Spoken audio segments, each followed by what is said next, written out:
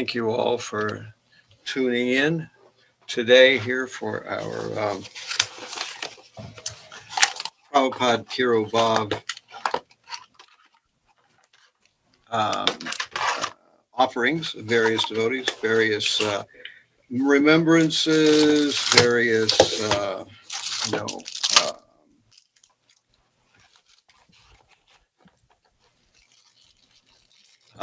messages, and also possibly Vyasa Puja offerings, whatever the devotees want to share. And give me just a minute to get finished getting set up here, and I'll be right. Hold on just one moment.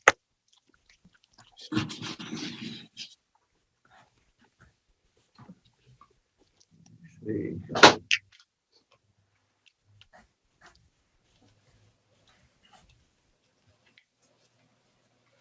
Okay, so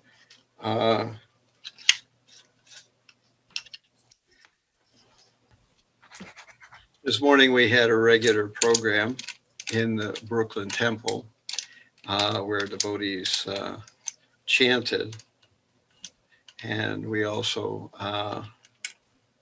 had an opportunity to play a few of our pre-recorded Zoom sessions this morning. And we will play those also later here.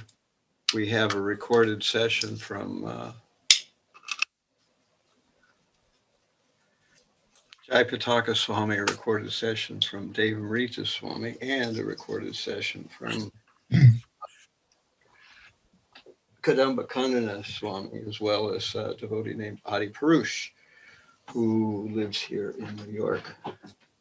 And today we also had a recorded session from Bhūsāra. I'll see if I can get that one to work as well.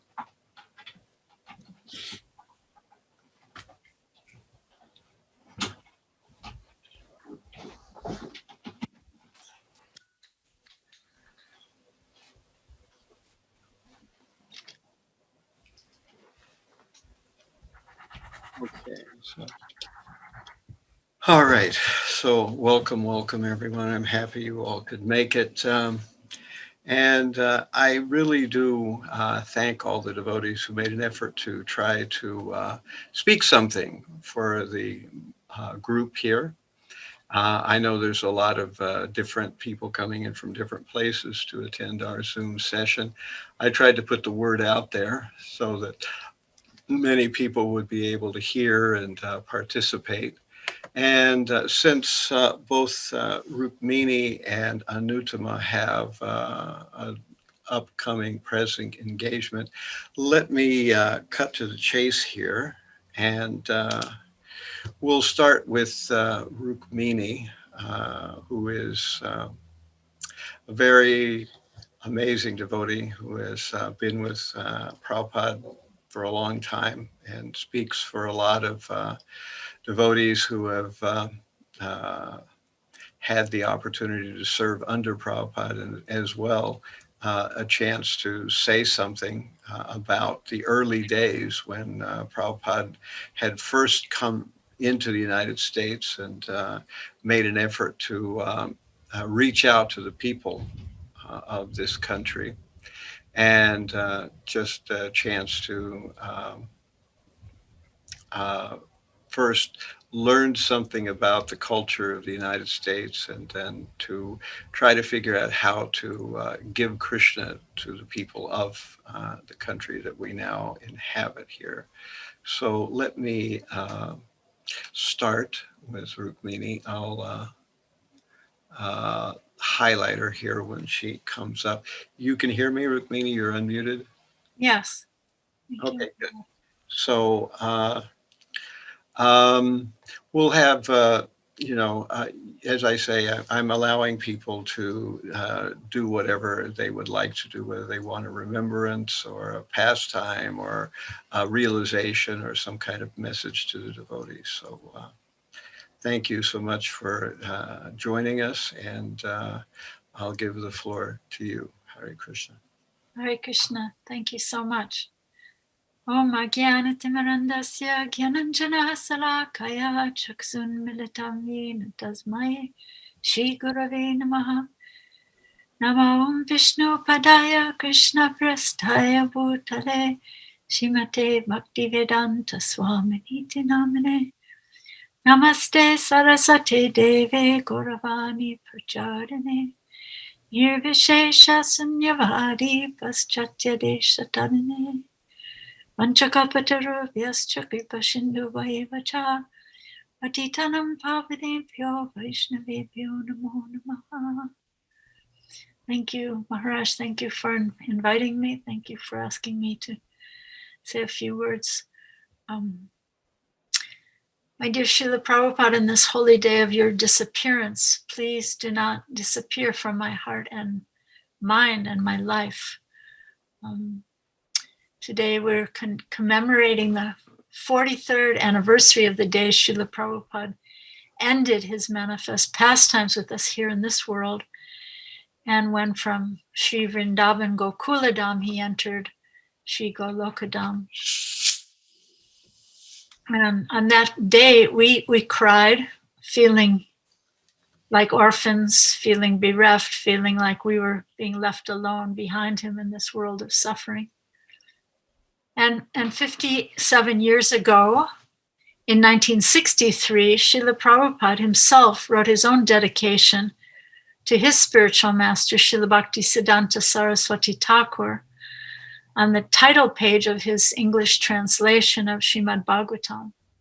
If you open the first volume of Srimad Bhagavatam, the very first thing you'll see will be these words from Srila Prabhupada. He said, my spiritual master, on the 26th annual ceremony of his disappearance day, he lives forever by his divine instructions, and the follower lives with him.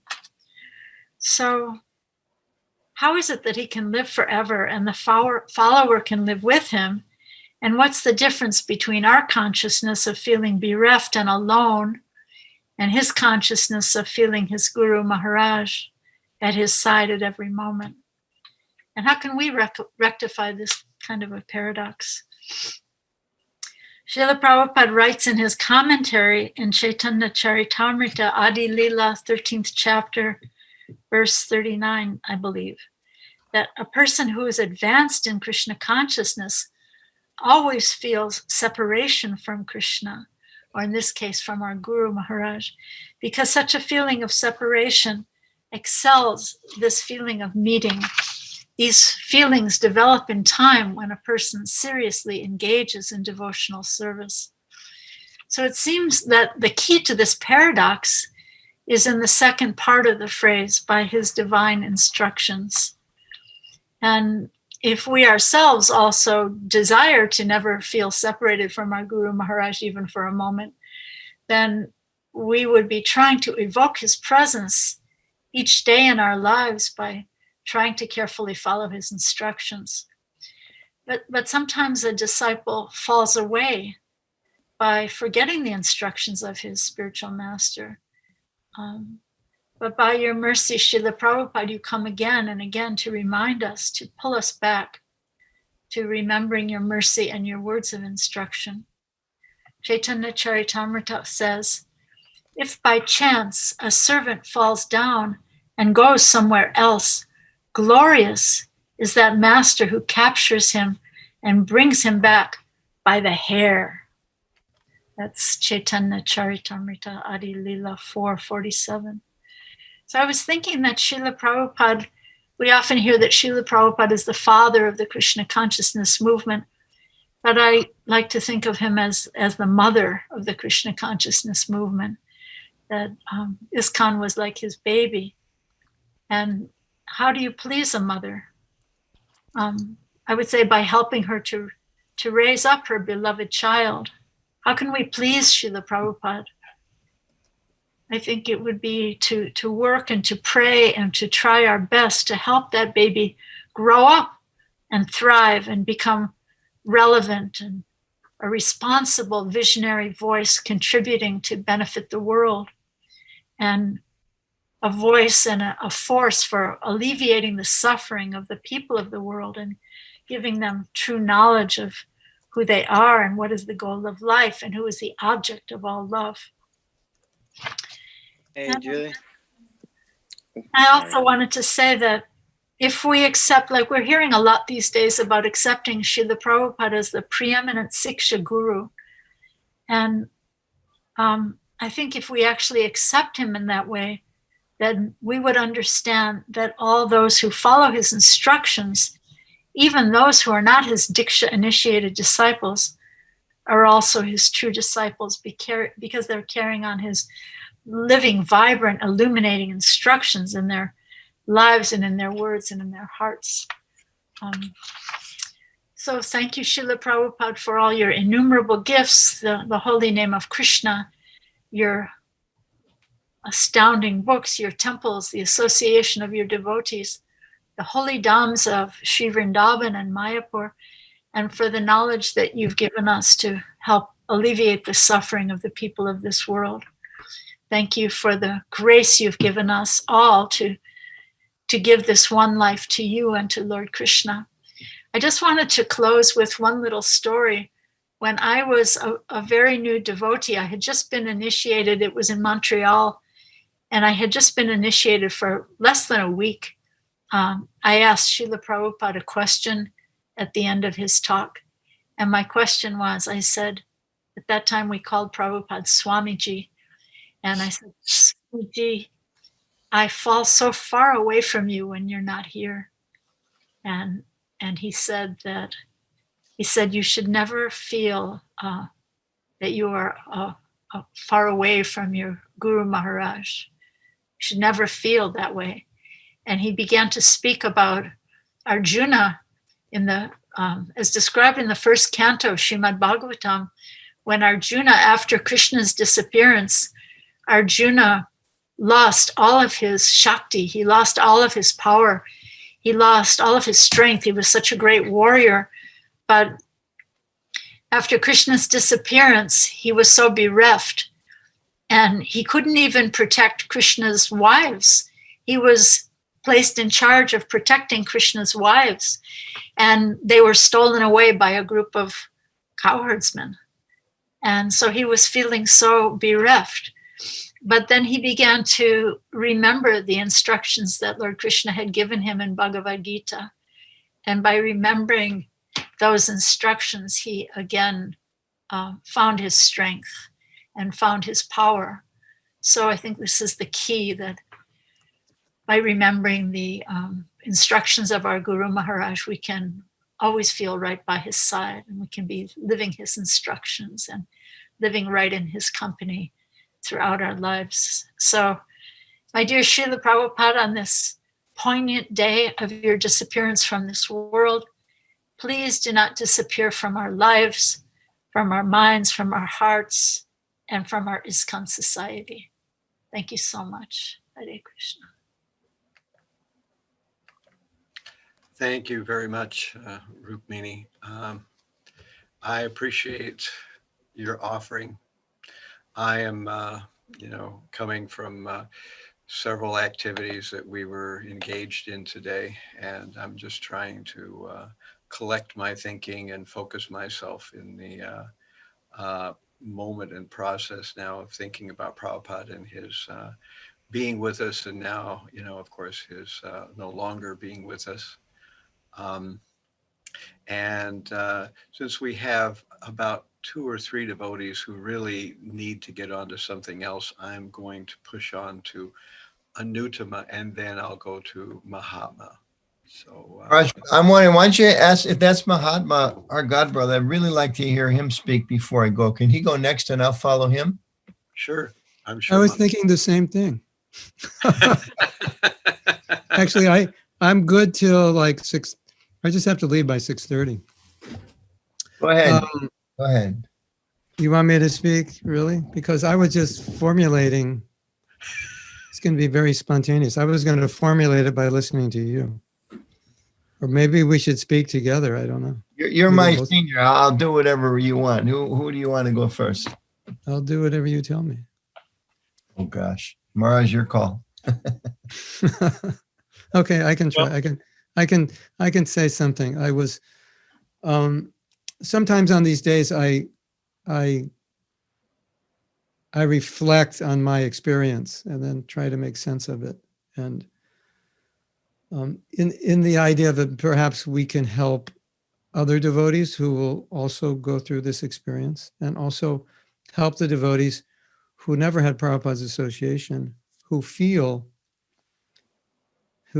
so, I don't know if the word's depressed, but they feel like they really miss something. And I think, I'll just tell my story because it's interesting. When Prabhupada left, of course, we knew his health was bad and we knew he didn't have much time. We just didn't know when. And of course, that day was horrible for me. Maybe one of the worst days, maybe the worst day of my life. But I think there was a point, and this sounds completely crazy, but I just wanted to relate this to those who hadn't seen Prabhupada. There was a point where it was so difficult, especially a few years later when the movement was running into trouble. I really felt Prabhupada's absence like tremendously because he was protecting us and we didn't realize how much he was protecting us. And I had this thought, of course not serious, but I had this thought, perhaps it would have been better that I never met Prabhupada, because if I had never met him, I wouldn't have to experience this pain.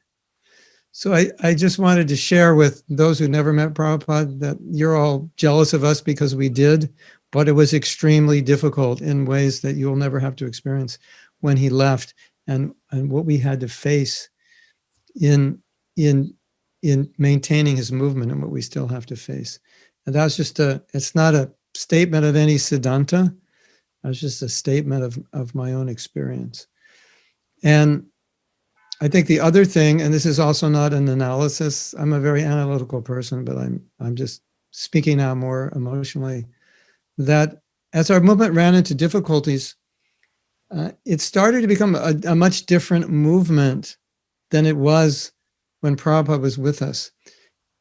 And one of the things I think we took for granted was how well we were protected by Prabhupada. And when he was no longer with us, we kind of knew instinctively it was going to be problematic, but we didn't know specifically how. But we were hopeful at the same time that we could make it work.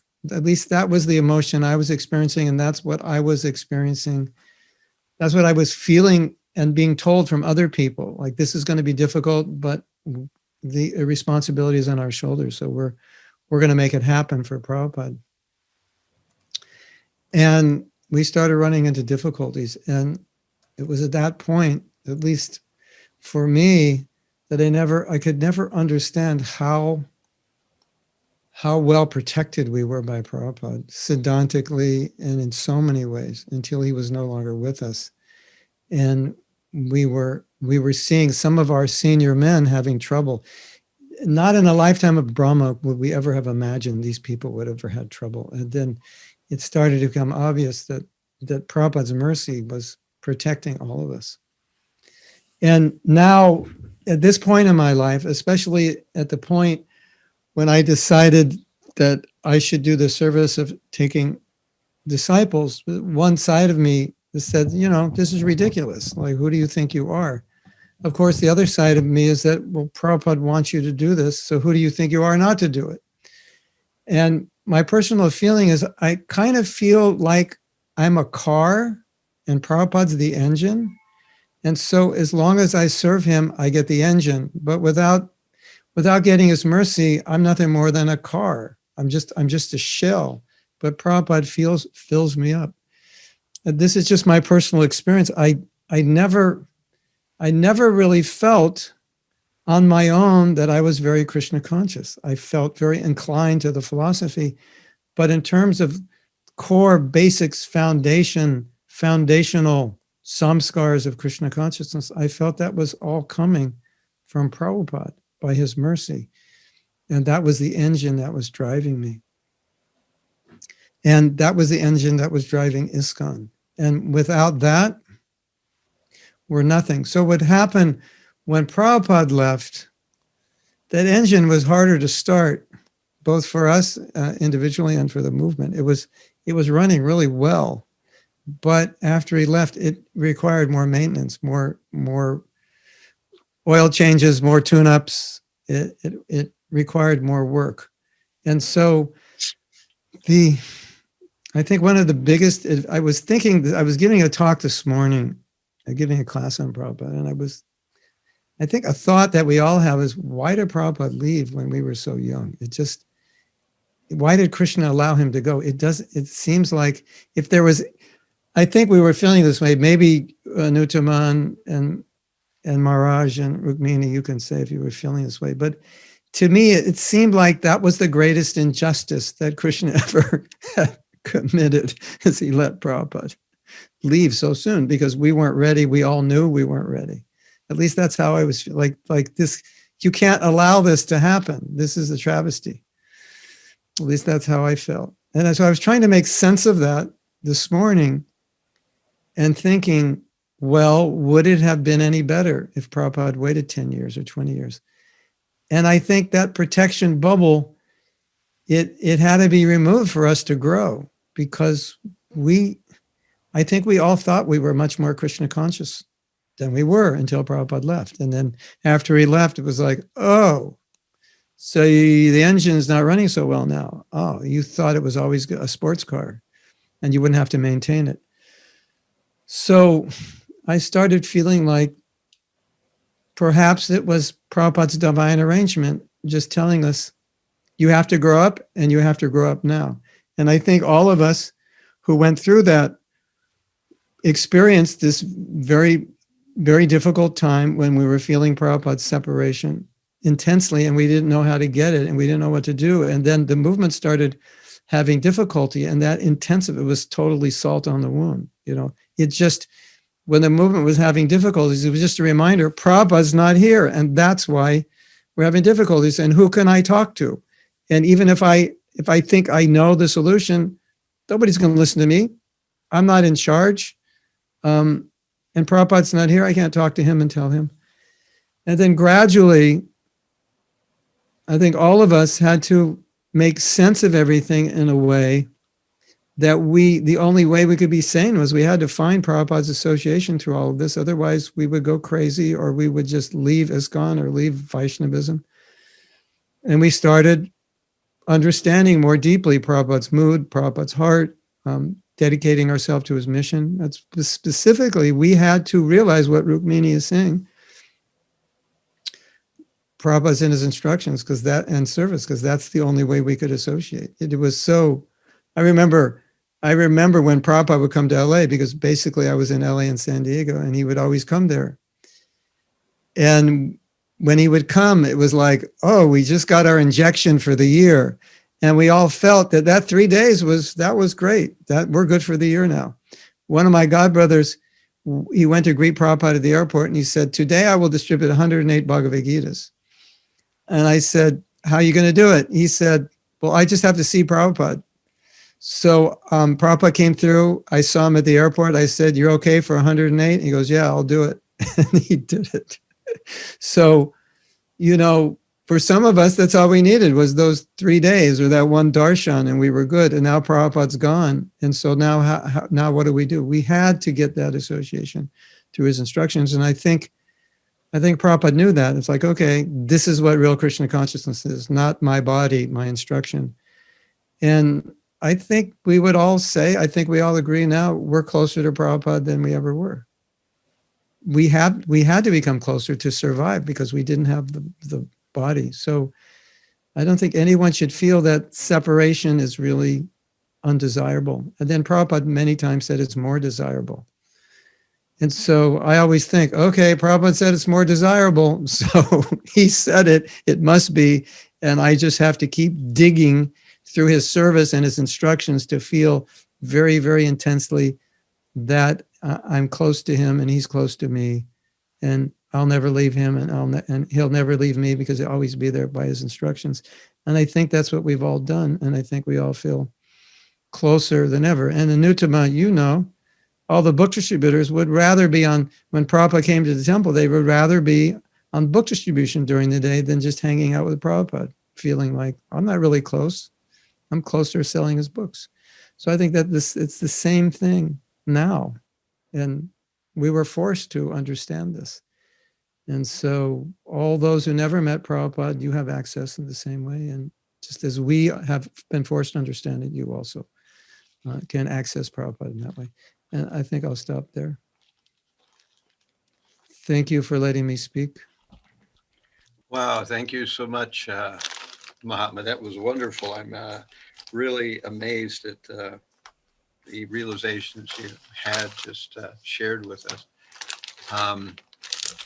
Thank you. It's just amazing that these things are part of history and they're a part of our lives.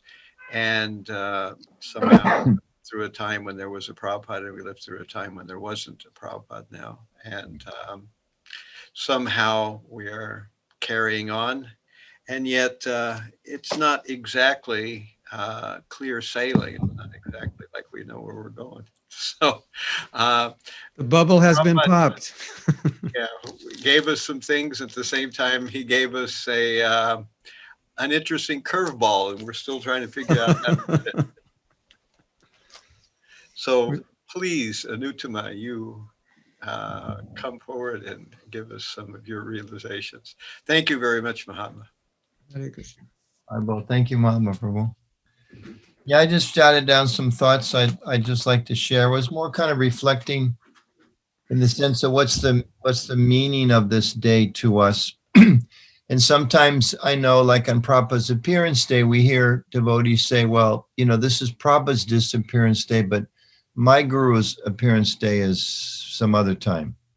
Or maybe those that have actually had their gurus physically leave, then this is Prabhupada's disappearance day, but my Guru Maharaj left on a different time. I was just reflecting that Prabhupada is more than the guru for some of us. We think of who were you initiated by?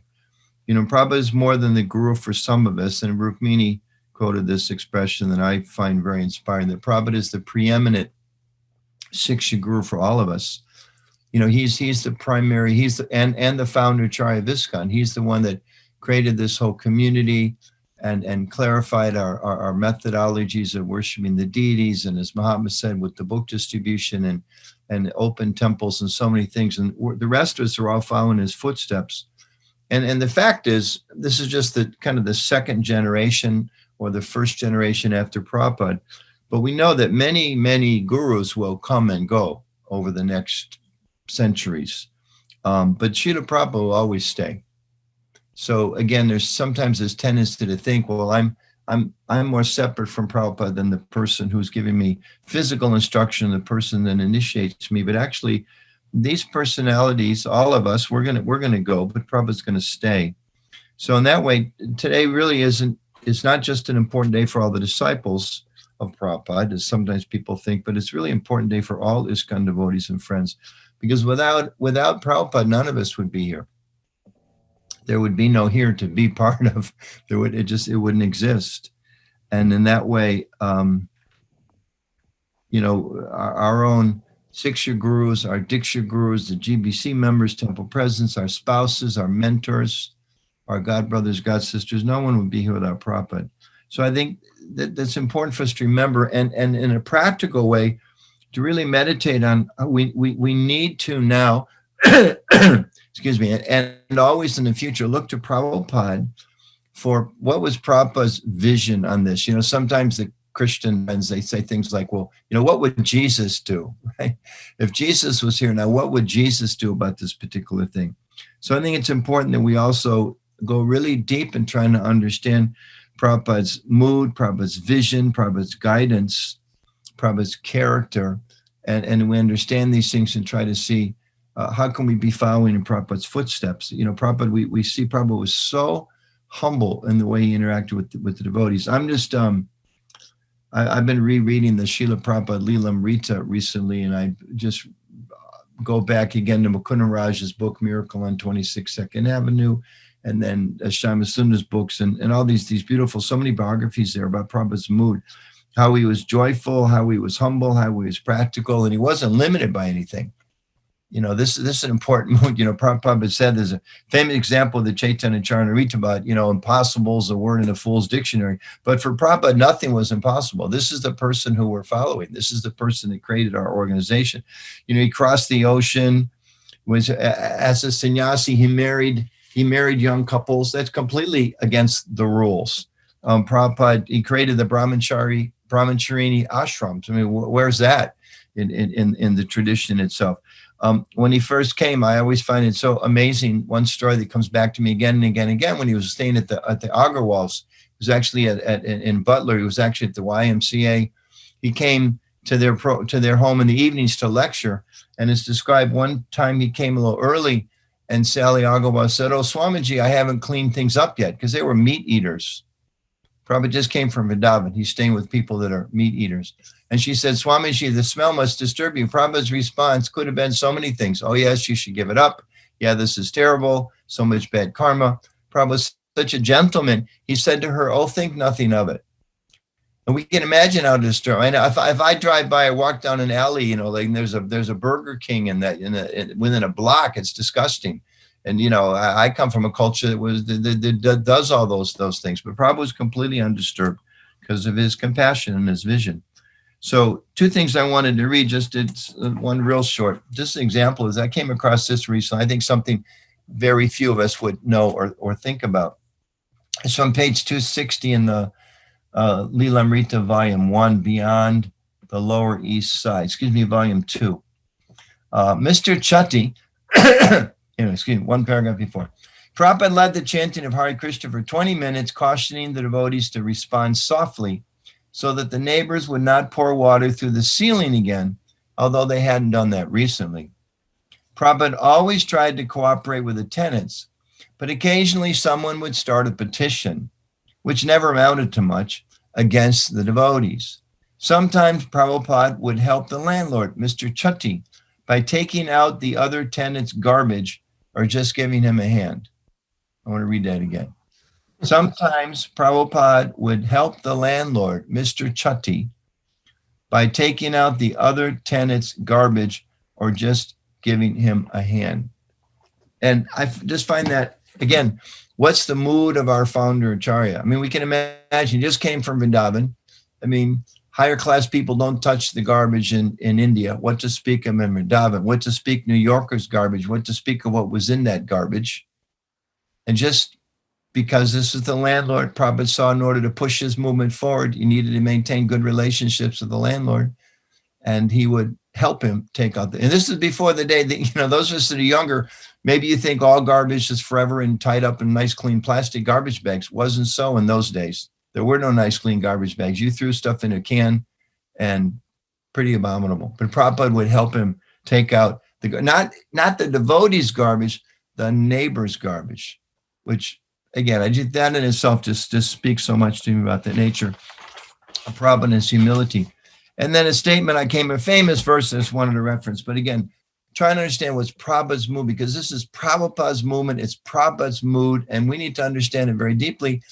Because I remember I was in Mayapur in 1978, just after Prabhupada passed away. And I remember Satsvarupa Maharaj gave a class one day and said, we all have to remember Prabhupada is the founder of this movement. Some people came and try to maybe say, well, we're going to do it my way or this way or that way, change the mood. He said, but nobody should try to do that.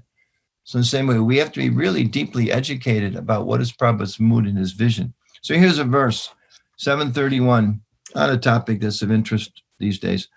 Seeing that the Mayavadis and others were fleeing, Lord Chaitanya thought, I wanted everyone to be immersed in this inundation of love of Godhead, but some of them have escaped. Therefore, I shall devise a trick to drown them also. Here's what Prabhupada really reveals his preaching mood. He writes, here is an important point. Lord Chaitanya Mahaprabhu wanted to invent a way to capture the Mayavadis and others who did not take interest in the Krishna consciousness movement. This is a symptom of an Acharya. An Acharya who comes to the service of the Lord cannot be expected to conform to a stereotype, for he must find the ways and means by which Krishna consciousness may be spread. Sometimes jealous persons criticize the Krishna consciousness movement because it engages equally both boys and girls in distributing love of Godhead. not knowing that boys and girls in countries like Europe and America mix very freely. These fools and rascals criticize the boys and girls in Krishna consciousness for intermingling. But these rascals should consider that one cannot suddenly change a community's social customs. However, since both the boys and the girls are being trained to become preachers, those girls are not ordinary girls, but are as good as their brothers who are preaching Krishna consciousness. Therefore, to engage both boys and girls in fully transcendental activities is a policy intended to spread the Krishna conscious movement. These jealous fools who criticize the intermingling of boys and girls will simply have to be satisfied with their own foolishness because they cannot think of how to spread Krishna consciousness by adopting ways and means that are favorable for this purpose. Their stereotyped methods will never help spread Krishna consciousness. So again, and I think it's essential we really know what's Prabhupada's mood. You know, we know the structures, but we have to go back and see what is Prabhupada's mood and be very protective of Prabhupada's mood and not let it be minimized. And I just a little more evidence of this. I happen to be walking through my kitchen this evening. I don't know who this person is. It doesn't really matter, but I think you'll all see quite significant. This is a lady in a sari.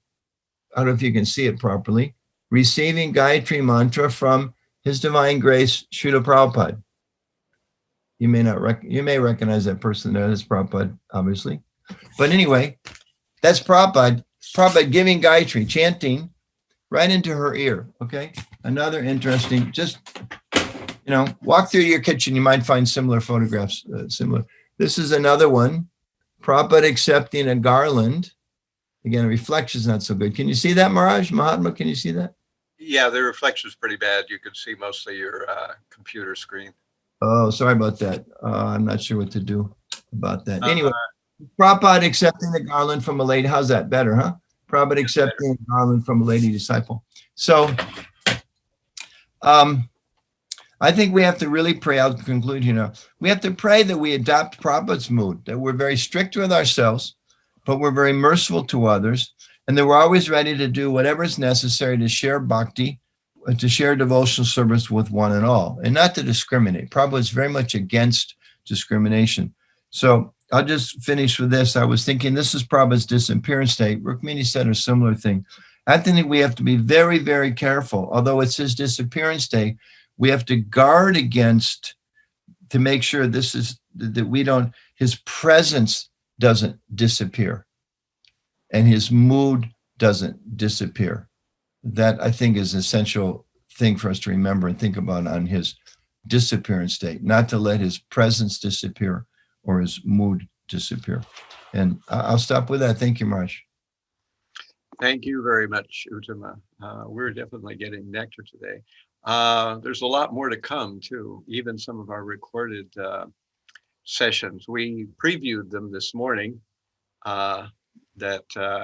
these recorded sessions were pretty interesting too. We'll get to them later with Jayapatāka Swami, Devāmṛta Swami, and Kadamba Kānana, as well as Ādi from locally. He gave a little short explanation too.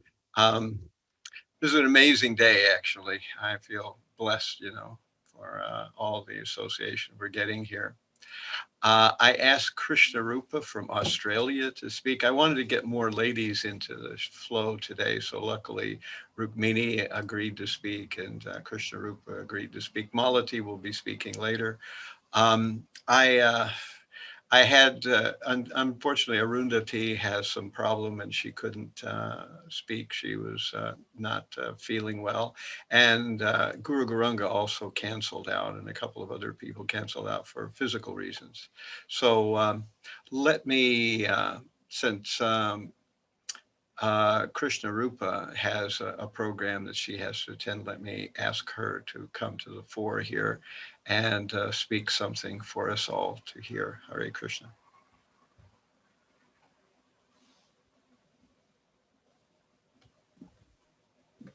You're muted, Kṛṣṇarūpā. I'm unmuted. Vanchakalpas, everybody. Thank you so much for allowing me to speak early in the piece. I'm so useless. I should be the very, very last person to speak, but I have a program at Yogeśvara that I have to attend. We're kind of open at the moment, so I've got to rush off to that. But just a point Anuttamā Prabhu made, that you were showing us those wonderful pictures of Prabhupada giving women Gayatri.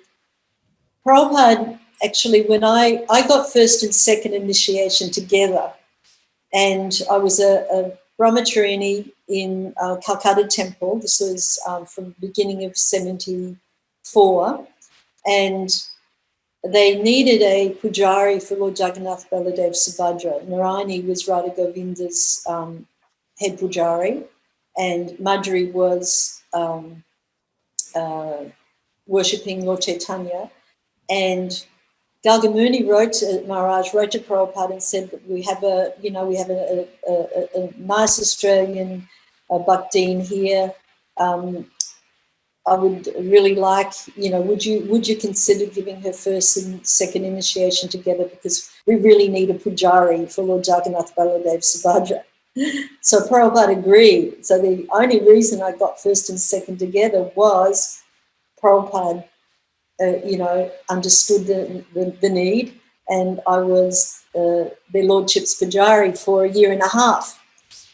And so that was, and we worshipped the deities, we did artis, everything, etc. in Calcutta. At the time, of course, Mayapur, there were practically no women, but they didn't do puja to the deities. And then when I went to Vrindavan in Janmashtami 74, Prabhupada initiated me. And that's why the name he gave me, Kṛṣṇarūpā DD, servant of the form of Krishna, always resonates with me, because it was like Prabhupada was having a little bit of a joke that I'm giving you first and second because you're going to be worshipping Lord Jagannath, Baladev, Subhadra. So at that point, we went into Prabhupada's room completely by ourselves. So there was just me and just Srila Prabhupada. And I came in the room, offered my obeisances to Prabhupada, shaking like a leaf, of course, never having been in such close proximity to Prabhupada without anyone else there. And then Prabhupada asked me a question. He said, "So you're from Calcutta?" And I said, "Yes, Srila Prabhupada." And he said, "So, do any of the men go upstairs to the women's quarters?" And for anyone, Rukmiṇī would remember what the women's quarters were like in Calcutta Temple. They were at the back of the temple room. You'd have to go up some stairs, you'd have to be fighting off the big rats that were the size of cats. And you go upstairs, and in order to go upstairs, you'd have to go through the men's bathroom. In order to go through to the temple area, you'd have to, again, go through the men's bathroom. But Prabhupada was concerned about the ladies. Were we being taken care of? Was everything going okay? Was your, your safe space still a safe space for you? And I said, Srila Prabhupada, no men come upstairs, except sometimes they come to get their suitcases, because the men would keep their suitcases up on the roof under some cover. And then Prabhupada beckoned to me, and I went around Prabhupada's desk, and I sat literally right next to Srila Prabhupada. I was half an inch away from him. And he held out the lotus palm of his hand that was soft and pink. And then he told me to hold out my hand. So my hand was next to his hand. And then he showed me how to chant Gayatri. And it was an experience that, 47 years later is so, close to my heart. I can never forget that. And, Prabhupada didn't make, differences between the men and the women, particularly in those days. There was no question of it. Anyway, because you were talking about and showing us that wonderful picture, I thought I might like to share that with everyone. And miraculously, I didn't stumble over the Sanskrit, and I must have pronounced it properly. And yes, it was a very, very wonderful experience. So I've actually written something, so if you will bear with me while I read this. Nama Om Vishnupadaya Krishna Prasthaya Bhutale Śrīmati Bhaktivedanta Swami Namane Namaste Sarasvati Devi Gauravan Pacharani Nivasesa Sundari Paspachari Satari. And I'd like to start with a quote that I saw yesterday, and this is from Srila Prabhupada. As Lord Krishna's appearance and disappearance are all spiritual, transcendental, they are not ordinary things. Similarly, Lord Krishna's devotee, his representative, who is sent to this material world for preaching the glories of Lord Krishna, their appearance and disappearance is also like Krishna's. Therefore, according to Vaishnava principles, the appearance and disappearance of the Vaishnava is considered all auspicious. And that just popped out at me yesterday when I was looking up something else. And it's really like, you know, we've heard this analogy before. It's like the rising of the sun and the setting of the sun are both equally beautiful. So Srila Prabhupada's appearance for us is great, great joy. And Prabhupada's disappearance for us is also great joy, because we know that Krishna has taken Prabhupada, took Prabhupada back with him. But for us, of course, as his disciples and grand-disciples and great-grand-disciples and so on for perpetuity, it's always a very sad day as well. Because we're reminded, especially for those of us who were, you know, Prabhupada's initiates, that we saw Prabhupada, etc. For us, it's a very poignant, sad day, because we're not able to see him again in that form on this planet. And Mukunda Maharaj gave a very wonderful Bhagavatam class this morning at Yogeśvara, and he was talking about when Srila Prabhupada departed and what it meant for him. So it really reminded me, well, for all of us, how we're not going to see or hear that resounding cry of jubilance, Prabhupada is here, Prabhupada's here, Prabhupada's here, which is a catch cry for all of us that filled our hearts with joy because Prabhupada is arriving in our temples. So we have to wait a while before we can hear that again. So, and one thing I mentioned to Maharaj in class this morning was that even though we knew Srila Prabhupada was very ill, we knew it was just a matter of time. We'd been praying for a long time. Oh, my dear Lord Krishna, if it is your desire, please make Srila Prabhupada well. But when we actually got the news that Prabhupada had left, it was, sure, it was a terrible shock to me, and I'm sure all of my God brothers and God sisters would say the same thing, that we didn't actually have a full understanding that Prabhupada was going to leave us. We thought he would be with us forever. And of course he is. On a philosophical platform, he is with us. He's always there in our heart. The more we think of Prabhupada, the more we glorify Prabhupada, the more he is connecting with us. So that we can understand.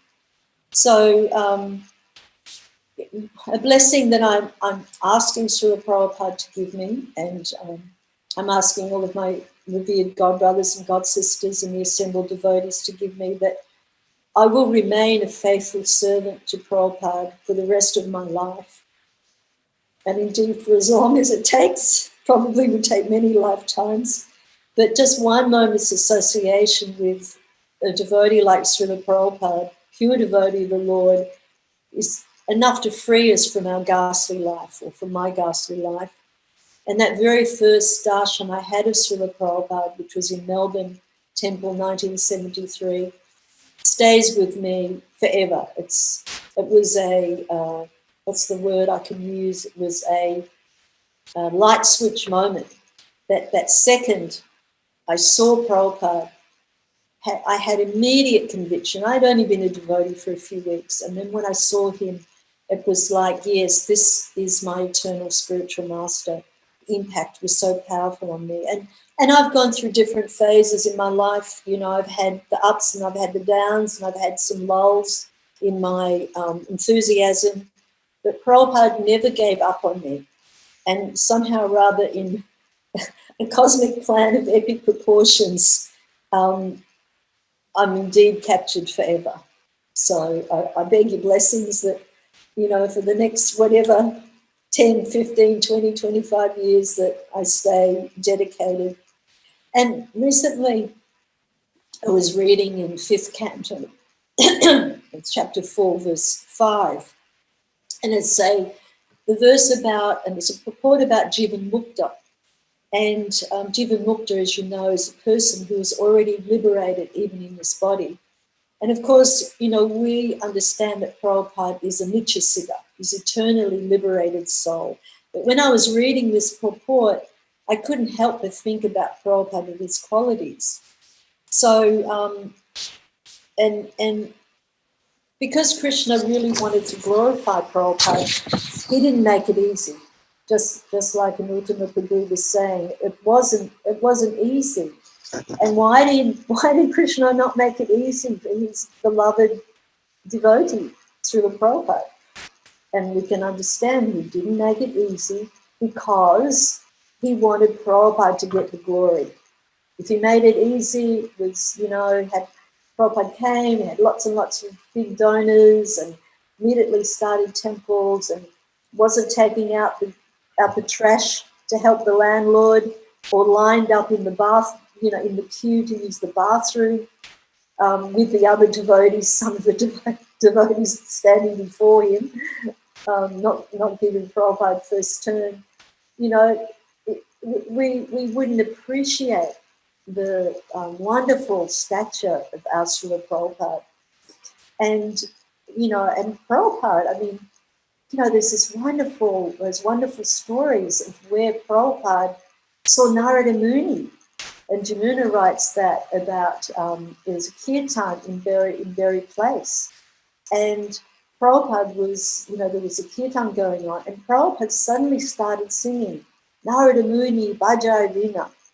And, you know, kept on repeating that verse. And then, you know, there's a very long story about that, which I won't read out. But Jamuna writes, I looked up and he looked down at me, signaling me to carry on the kirtan. So I continued chanting Hare Krishna, and he continued singing his prayer to Narada Muni into the microphone. Then he started leading with me. We could all understand, she writes, that something inexplicable and amazing was happening. Everyone was jumping, you know, high in the air. Little baby Sarasvati was 2 feet off the ground, she writes. And we jumped off the stage, and she says it's one of those Krishna magic moments. And then the next morning she asked Prabhupada what had happened. And Prabhupada said, didn't you see? Narada Muni came to our kirtan. No, I didn't see him, Jamuna answered. And Prabhupada said, yes, Narada Muni came. And there's that other story in the States where Prabhupada had a little asana made for Narada Muni. And during one kirtan, Prabhupada started to laugh. And they asked Prabhupada later, why were you laughing? He said, oh, Narada Muni came. And he was laughing. And they said, oh, why? Srila Prabhupada was Narada Muni laughing. And he said, because he was laughing to see all the milechas chanting Hare Krishna. So we don't know who Prabhupada is. We just know he's the best person we have ever met in our entire lives and will probably ever meet. And we are all his devoted servants. So Prabhupada, he sacrificed such austerities, had the disappointments in Jhansi with the League of Devotees. I'm just reading Lilamrita too with the Bhaktins in Yugovardhana Brahmacharinis, and we're at to that point where Prabhupada established League of Devotees in Jhansi, and all his disappointments there when they took the temple space away from him. And then, of course, he had all those troubles and travails with trying to print the Back to Godhead magazine, and he actually did not have enough food to eat. Our Srila Prabhupada did not have food, but that money he saved to print his Back to Godhead. So, you know, such austerities. We know he suffered the heart attacks. He was going to Boston, not knowing anyone except some, relative of an acquaintance. So Prabhupada's our transcendental heroes, the likes that this planet has not seen before. And he's, with a mundane consideration even, he's beyond Ernest Shackleton and beyond Shakespeare. He set an unparalleled path for the world to follow. And just like Anuttamā was saying, Prabhu was saying, it's our duty as his disciples, as his grand disciples, as his great-grand disciples, and going on and on and on in posterity. It's our duty, our solemn duty, that we must do exactly what Prabhupada wanted. Don't change anything. Just, he gave us instructions, we must follow them. He gave women Gayatri, he gave women all the lines of Gayatri. He allowed them to do deity worship, he allowed them to preach. He encouraged them, not even allowed is the wrong word, he encouraged them to preach. And even in front of him, they led kirtans, they led class, gave classes. So we just have to follow Prabhupada's mood. And in the purport to that verse, Prabhupada writes, Srila Viraraghavacharya states in the Chandogya Upanishad, there are 8 symptoms of a Jivan Mukta, a person who is already liberated even when living in this body. The first symptom is of one so liberated is that he is free from all sinful activity, apahata papa. So, Srila Prabhupada, there was never a time that you did not remember Krishna. You yourself said, I could not remember a time that I did not remember Krishna. You were trained by a great Vaishnava parents in a saintly home, trained in a pure lifestyle. You never did, any sinful things. And in your home, not even a grain of rice was wasted. The whole family home was immersed in Krishna Bhakti. And then you continue to write that another symptom of such a person is vijara, which indicates that he's not subjected to all the miseries of old age.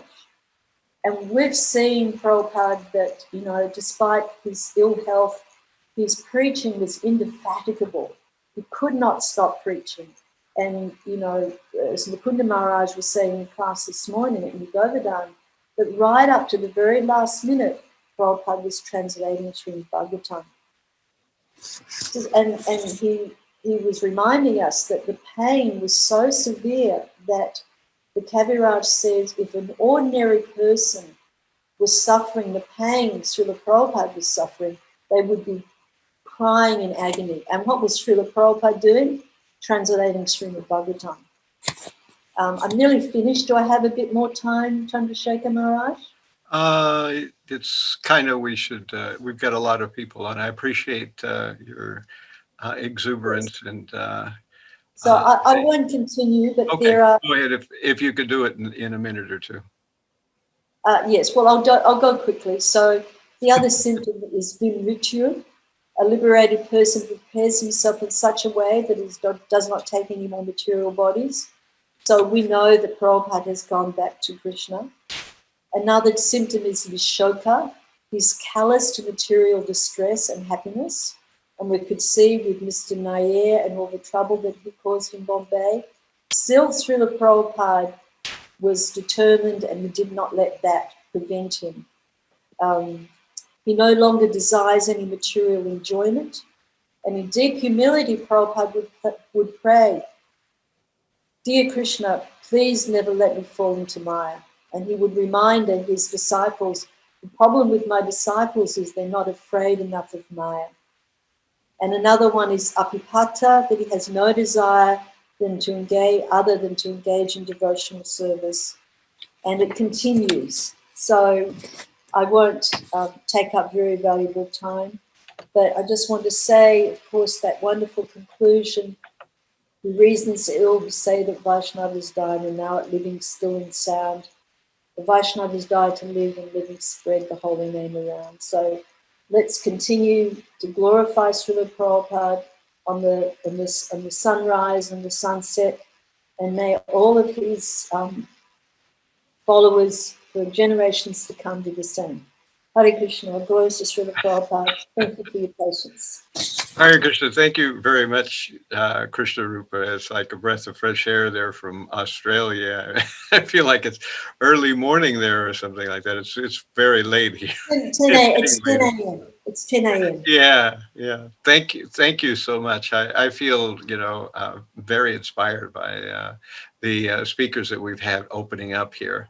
I see that Jayādvaita Swami is on, and he wanted to speak through this little segment, and then after him we'll go to Yogeśvara, so should work out that way. So Jayādvaita Swami, are you out there? You can hear me?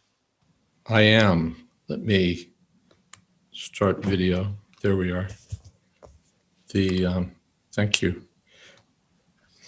It's hard to be before Yogeśvara Prabhu because Yogeśvara Prabhu speaks so eloquently. I'm always so really impressed by how thoughtfully and cogently he speaks.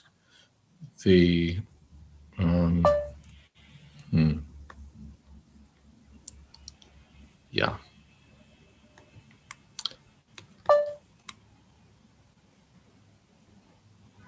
Okay. Tamam Vishnupadaya Krishna Preshtaya Bhutale Srimate Bhakti Vedanta Shaminiti Namane Namaste Saraswati Deve Gauravani Pracharine Nirvishesha Shunyavadi Paschatya Deshatarane Vansha Kolpatarubhyascha Kripa Sindho Bhyevacha Patitanam Pavanebhyo Vaishnavebhyo Namo Namah.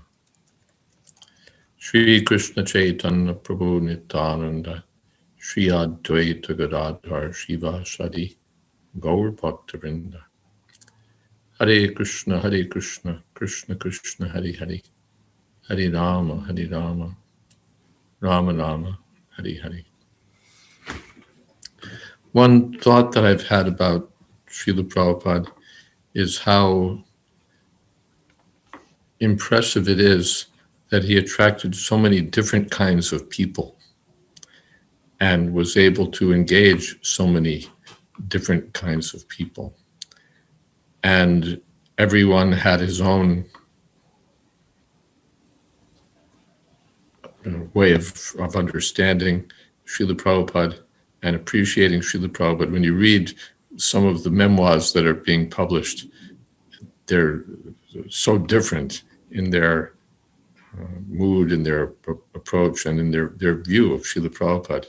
Shamsundar's is so different from Harisari, and again from Mukunda Maharaj, and again from others. Prabhupada one time said that. Another person Prabhupada attracted was Atreya Rishi, who was a person from the high finance world. He was working for Arthur Young at the time. He started the Iranian Tehran branch of Arthur Young, the accountancy firm. So Atreya had written to Srila Prabhupada that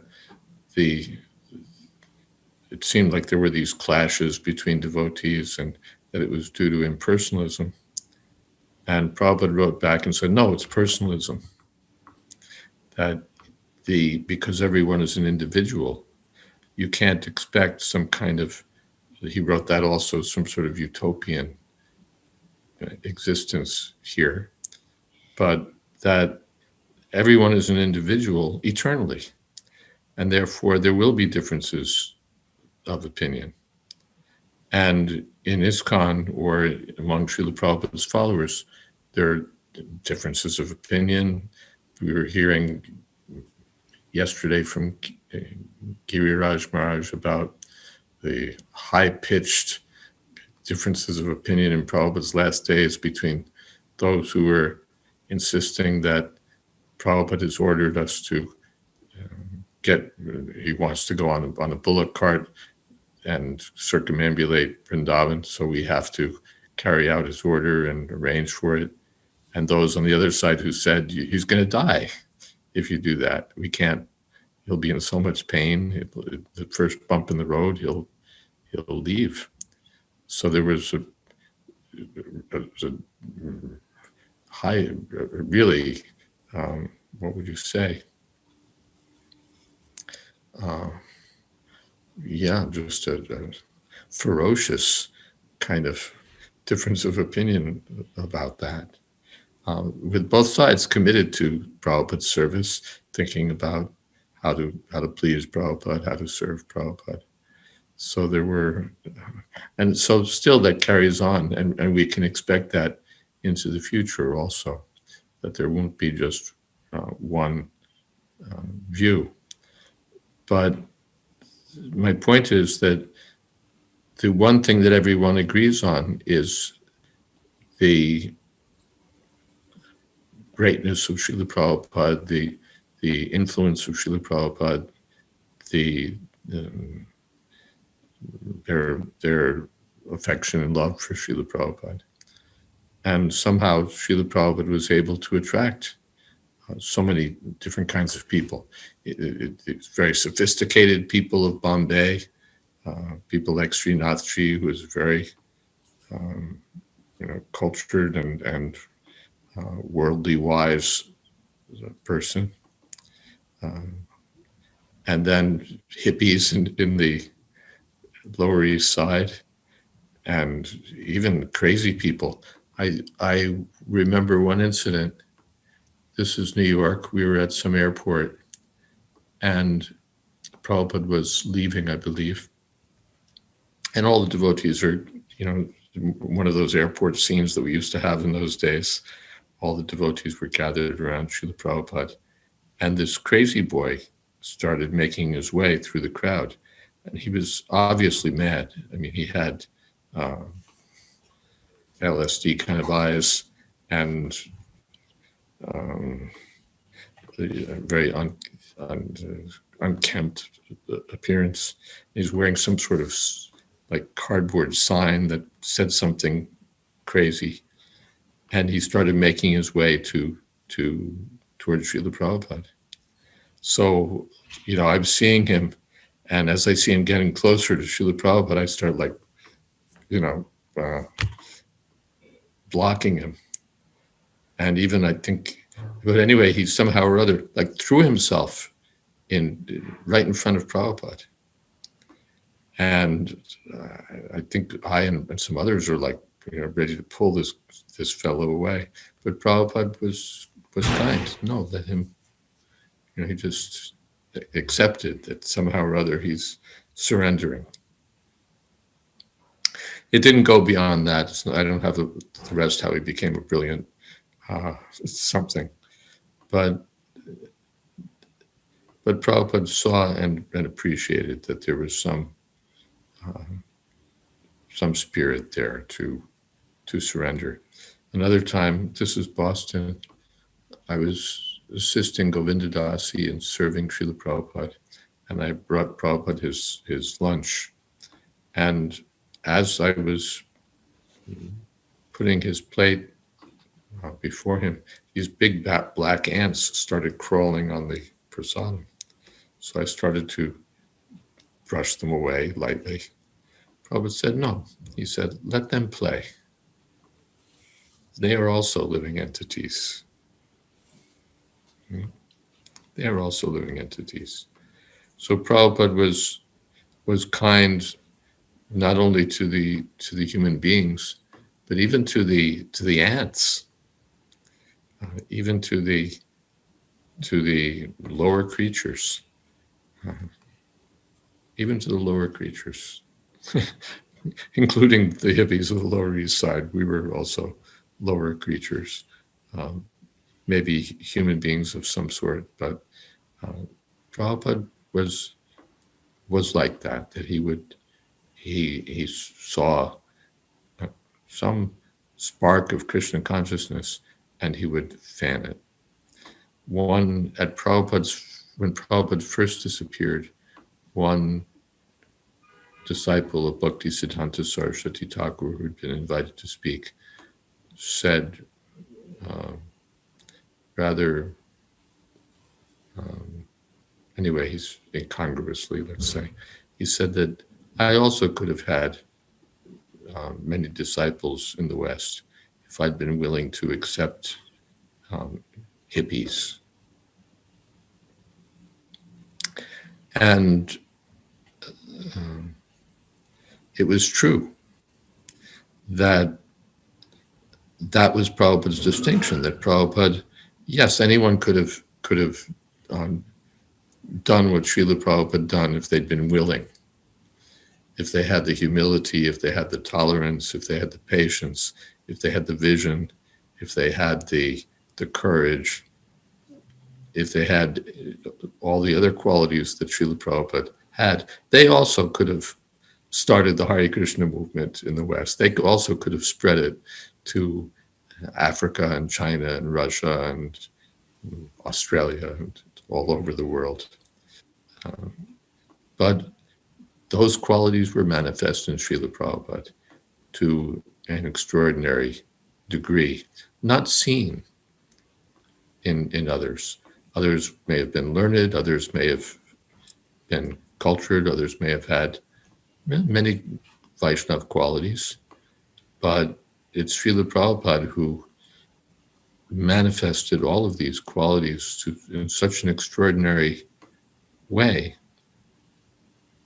and carried out the desire of Srila Bhaktisiddhanta Saraswati Thakur, to whom he gave the credit.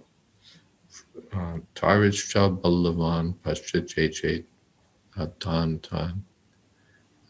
something Gorangiranam. Prabhupada in his poetry wrote that by the strong desire, the Tar Ichcha Balavan, his desire is very powerful. Sri Siddhanta Saraswati Sachi Sutta Priyati, that he's very dear to Chaitanya Mahaprabhu, and his desire is so strong that people all over the world will take up this chanting, Hare Krishna, Krishna Krishna, Hare Hare, Hare Ram, Ram Ram, Hare Hare. Srila Prabhupada had this strong faith in the words of his spiritual master. And from that strong faith, along with intelligence and organization and all of the other qualities that merged in Srila Prabhupada, he was able to start the Krishna consciousness movement and maintain the Krishna consciousness movement and set up the Krishna consciousness movement in such a way that it's still going on 50 years later. It's a known phenomenon in the sociology of religion that generally after the disappearance of a charismatic leader, starts a social or religious or political movement, after his departure, the movement self-destructs, it falls apart, it loses its cohesion and disappears. Very few survive, actually. We hear about some that do survive, but mostly they disappear. But the Krishna consciousness movement is still going. It's still going. It survived the shock of Prabhupada's immediate departure. It survived the aftershock of events that took place after Srila Prabhupada's departure. It survived so many other attacks from outside and threats or ruptures or collapses or disasters from within. There's been pressure from outside. There's been problems from inside. Sometimes I've said that Prabhupada's power is so strong that he's made the Krishna consciousness movement so strong that even we can't sink it. It keeps on going. We've given it our best efforts, and still it keeps going. That's Prabhupada's credit, and the credit of those who are dedicated to Srila Prabhupada, who've accepted responsibility on behalf of Srila Prabhupada, whether they're small devotees or they're the leaders of the movement. Those who are dedicated to Srila Prabhupada's instructions are carrying things forward. And next generations, I have some confidence, will carry things forward. So that's, on the one side, the credit of those who follow, and on the other side, it's Srila Prabhupada's credit. That expression is there, that a person is a credit to his family or a credit to his parents, like that, a credit to his country, what have you. So those who follow Srila Prabhupada seriously become a credit to Srila Prabhupada. They add to his glories. They add to his glories.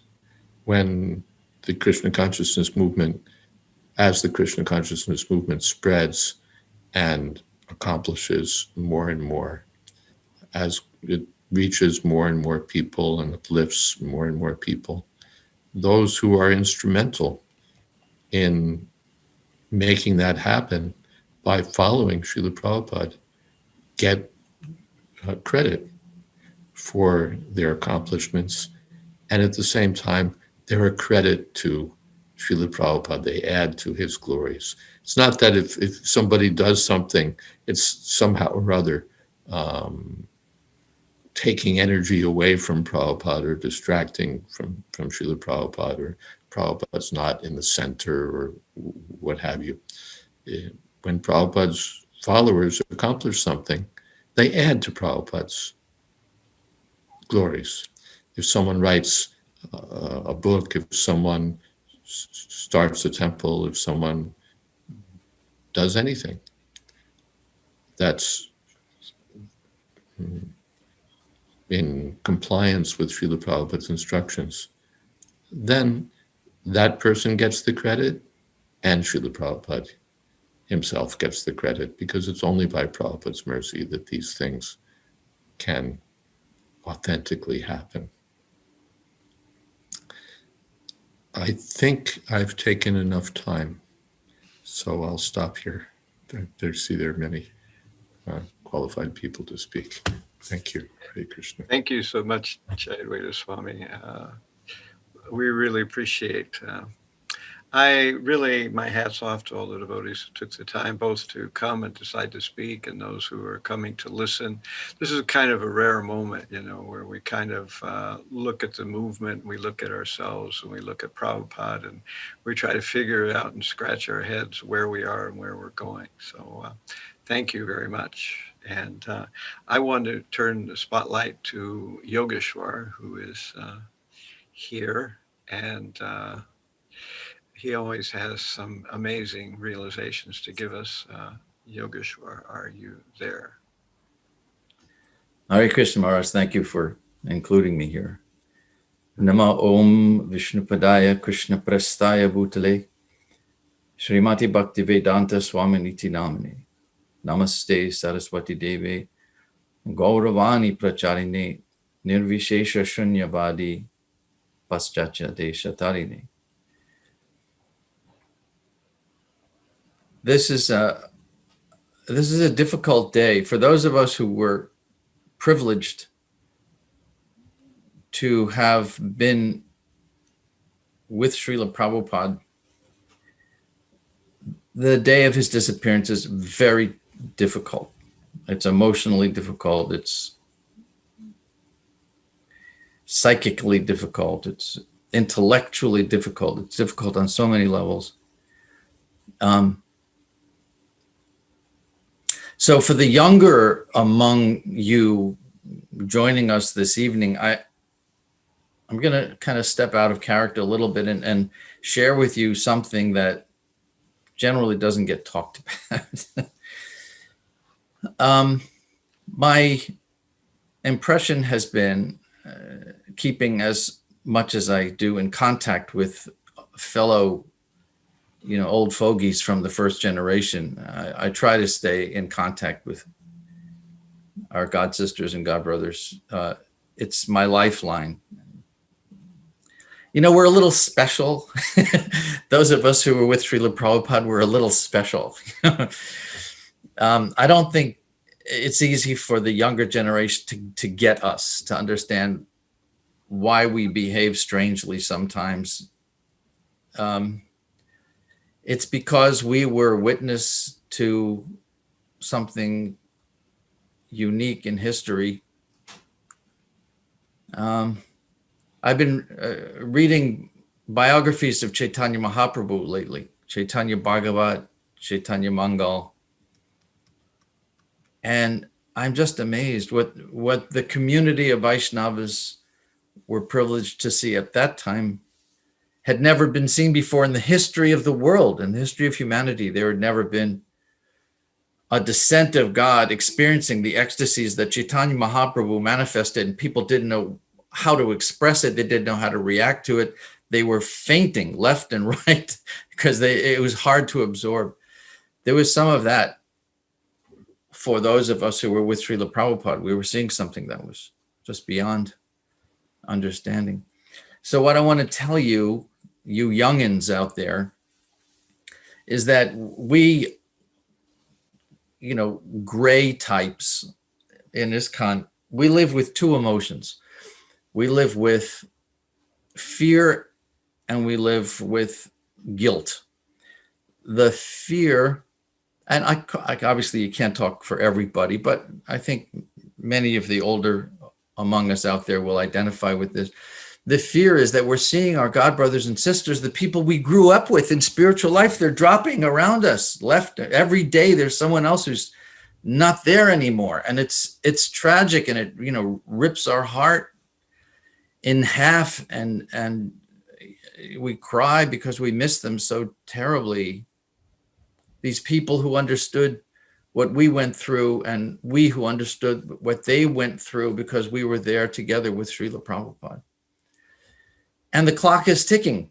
So we're next. And we know that time is short. So there's some fear about that. And it's connected to the other emotion, which is guilt. The guilt is that we never did enough to show him how much we love him. We never did enough. We dropped the ball. We did not get as far along as he would have wanted us to. And before he passed away, we were desperate to show him, we'll do this for you. We'll take over here. We'll make it right. And all of your dreams for the salvation of the world, we will work to help achieve that. But we didn't do it soon enough, and he didn't get to see it. And so these two emotions are kind of playing a tug of war in our heart. And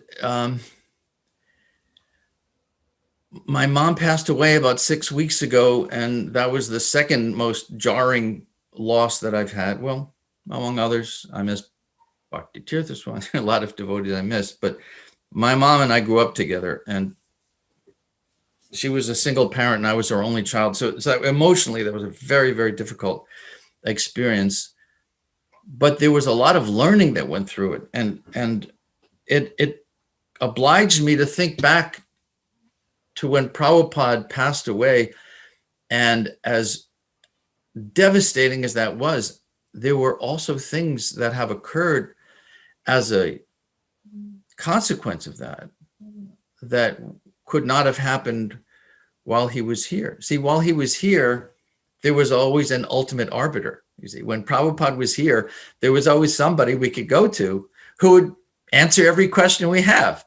He had the right answer. And no matter how much friction there may have been between us, we all agreed that whatever Prabhupada said, we would do it.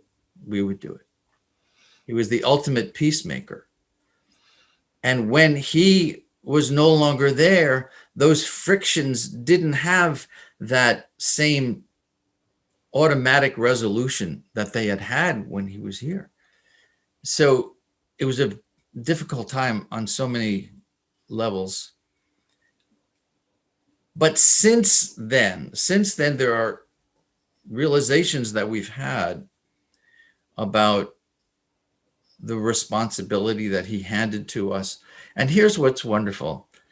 We may not have much confidence in ourselves, but he did. He had confidence in us. And that's what matters. It doesn't matter how little confidence you have in yourself.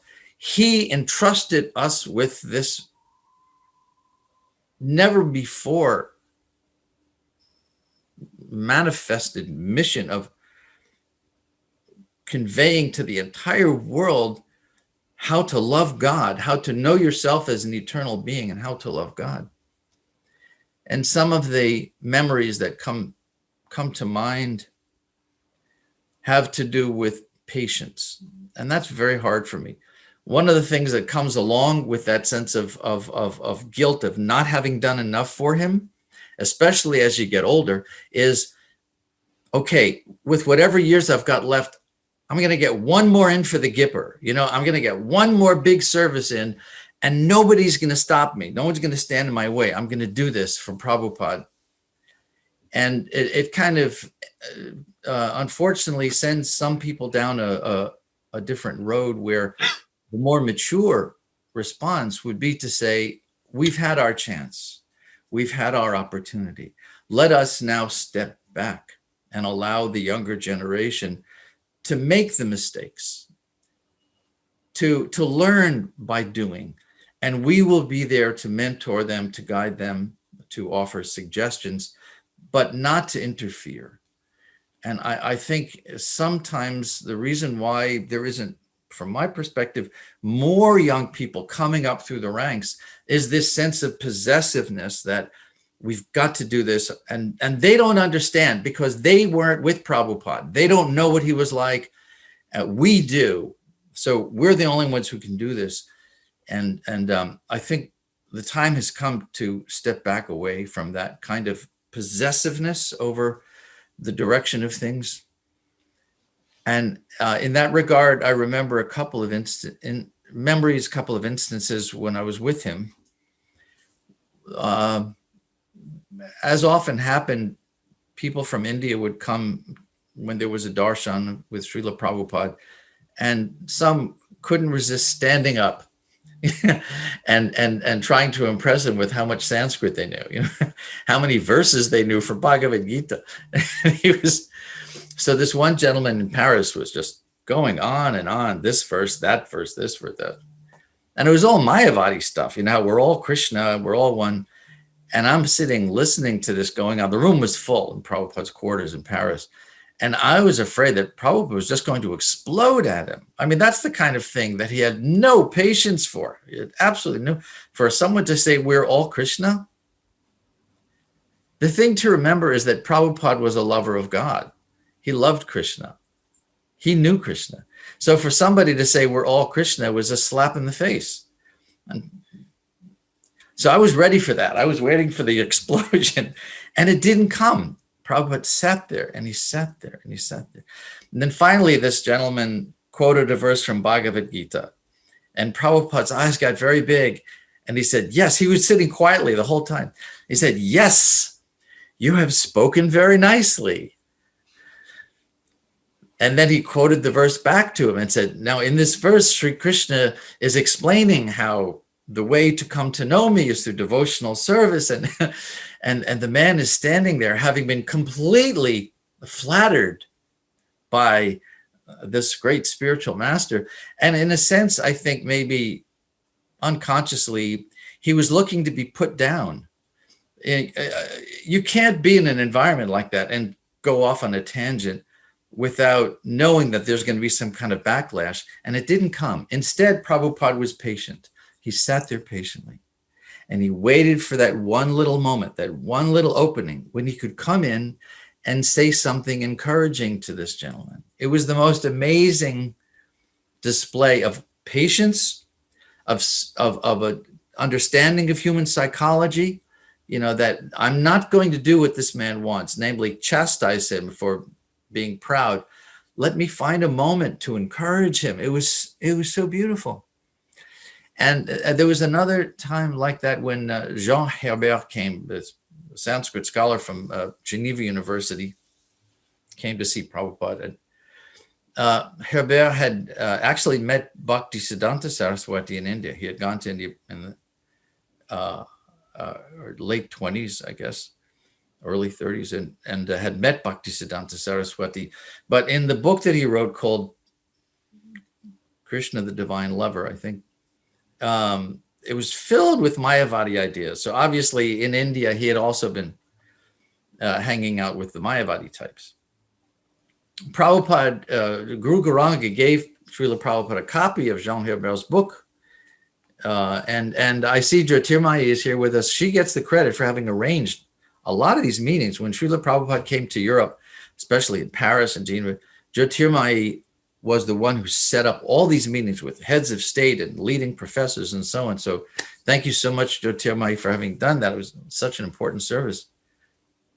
And this one meeting, Guru Gauranga had shown Srila Prabhupada Jean Herbert's book, and Prabhupada had leafed through it before he came.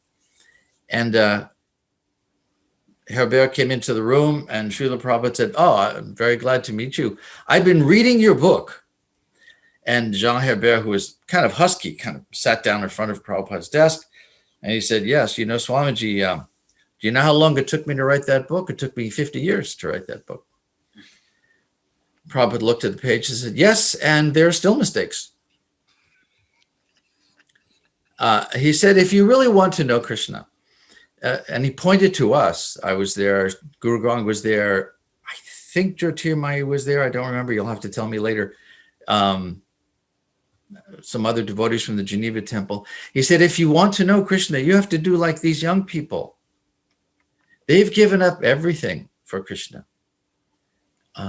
They've given up smoking, and they've given up sex, and they've given up drugs, and they're just performing devotional service.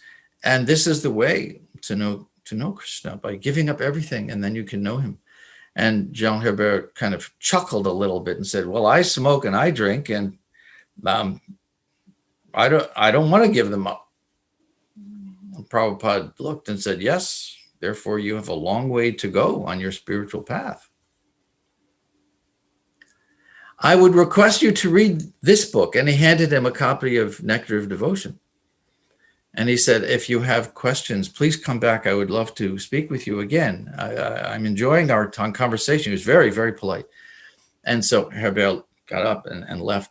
So after these kinds of meetings, when there was a little bit of someone with another point of view, we'd be sitting there, waiting for the, let's go to the videotape, right? We're gonna relive this, and Prabhupada's going to give us a blow by blow, and Prabhupada wasn't saying anything. He was just sitting there. So finally, Guru Gauranga spoke up and he said, "He was a big demon, wasn't he, Srila Prabhupada?" Prabhupada said, No. He has become contaminated because he was in the association of Mayavadis when he was in India. But if you read his book, you'll see that he has written the name Krishna many, many times. That will benefit him greatly. We were floored. We were speechless. We were young and we were headstrong and, got, spit and vinegar in us and everything. And we were looking for the confrontation. And what Prabhupada did in moments like that was to describe for us that real preaching is to befriend someone. Real preaching is not to put somebody down. Real preaching is to be patient and allow someone to feel comfortable that they're welcome here. They may have an imperfect idea, but let them feel welcome. If you alienate them, what good will that do? And I think back on moments like that, because for me, it's so important, because I've got some of that bitterness in me that I never did enough for him. I live with that. I live with that emotion that I'm not a good disciple. I didn't do enough. And I'm impatient. You know, I just turned 70 this year. And I'm really impatient, you know, to get something done. So when I think back on those moments with Srila Prabhupada, what I remember was how patient he could be. Now, there were times he was very impatient. That was mostly with us. He saved that. He saved that impatience for us. We should know better as disciples. But when other people would come to the temple, he was ready to bend over backwards to make them feel appreciated, make them feel like they're most welcome to come back. And let's discuss this. We can come to an understanding. So I guess that's really what I wanted to say to the younger attendees here this evening is in the Bhagavad Gita, Krishna says one should move forward with undeviating determination and faith, and success is guaranteed for the rigid practitioner. Srila Prabhupada entrusted us with an impossible task. Bring the whole world to Krishna's lotus feet. But remember something. The spiritual master never asks the disciple to do anything without also providing the disciple with the tools to do it. As impossible as the task may seem, Srila Prabhupada bestowed upon us the tools with which to achieve this impossible mission. The knowledge, the practices, the sadhana, the association, prasadam and kirtan, the holy names, all the tools are there. And so let's go forward together and encourage one another that it's not too late. There's time.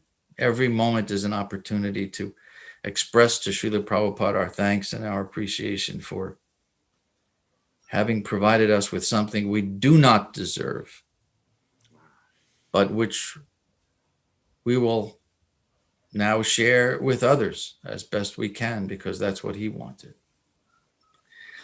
Thank you. Hare Krishna. All glories to Srila Prabhupada. Hare Krishna.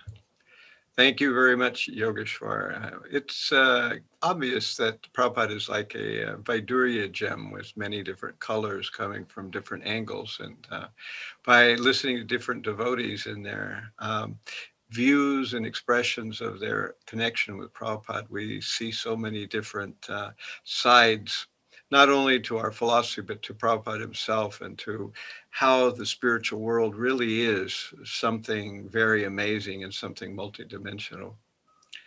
I would like to ask Abhirāma to speak now, if he could unmute himself and come to the fore. It'd be nice to hear something from him. He's in New York now. He was in India for some time, and now he's back in New York.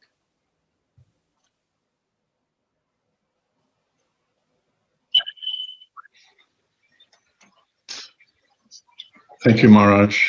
Oma Gena Timirandasya Gena Gena Salakaya Chak Suran Militan Jaina Tasmai Sri Guruve Namaha.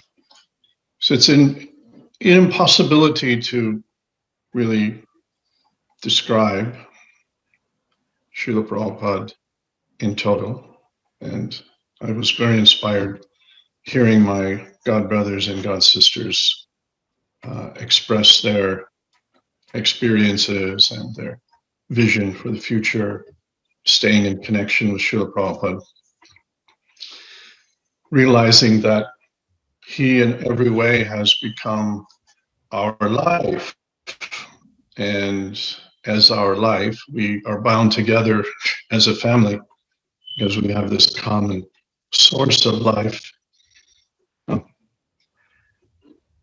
When we were with Srila Prabhupada in those wonderful days, it's very difficult to express what magic surrounded us. It was like a bubble of magic that we lived in.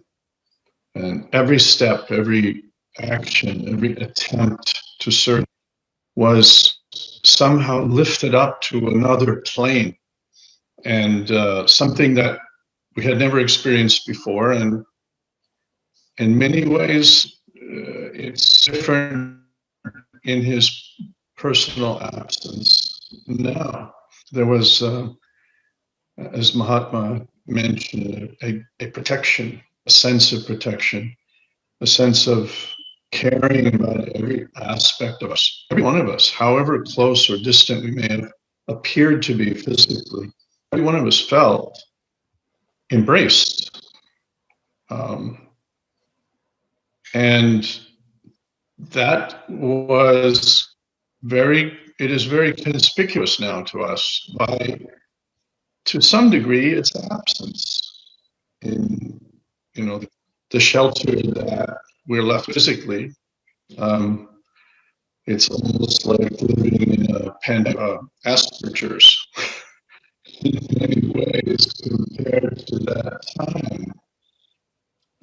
It was really an experience. It was a remarkable time in history. So Srila Prabhupada was here a very short time. His story is so big that it will take millions of years to unpack. Within an epic, a Mahabharata, that really touches on every adventure, every heroic action,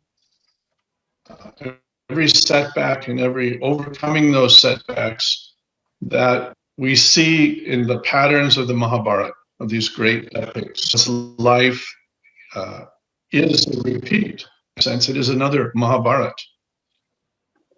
In the last Vyasa Puja offering that we were able to offer Srila Prabhupada in the Bhaktivedanta manner in 1977, the majority of the event, Srila Prabhupada sitting on his Vyasa-san, listening to Tamal Krishna tell the story of the great adventure of Srila Prabhupada, all the little incidences that occurred. And Prabhupada was very, very excited to hear the story, and he would continuously interject corrections, additions. He was very actively participating, although he was very unwell. And it was very amazing to see, to hear that story again, because it was the story of him and his Lord doing something together. It was so clearly that that it was him and his Lord, as we have many times read his prayer on the Jayādvaita, always the companionship of his Lord, and he was totally conscious, which created a miracle. So, I think if we look at the risks he took, the preparations, materially speaking, that he made, it was a reckless, literally doomed adventure to get on that boat, penniless, literally penniless, and head to a land that was so different than what he had come from. It was reckless. It was doomed. It was impossible. So how did it happen? Who made it happen? Who is in his corner? This is to those who have the willingness to open their eyes. It's very clear. Who is there in his corner? Who made it work? Who made it happen? And why? Why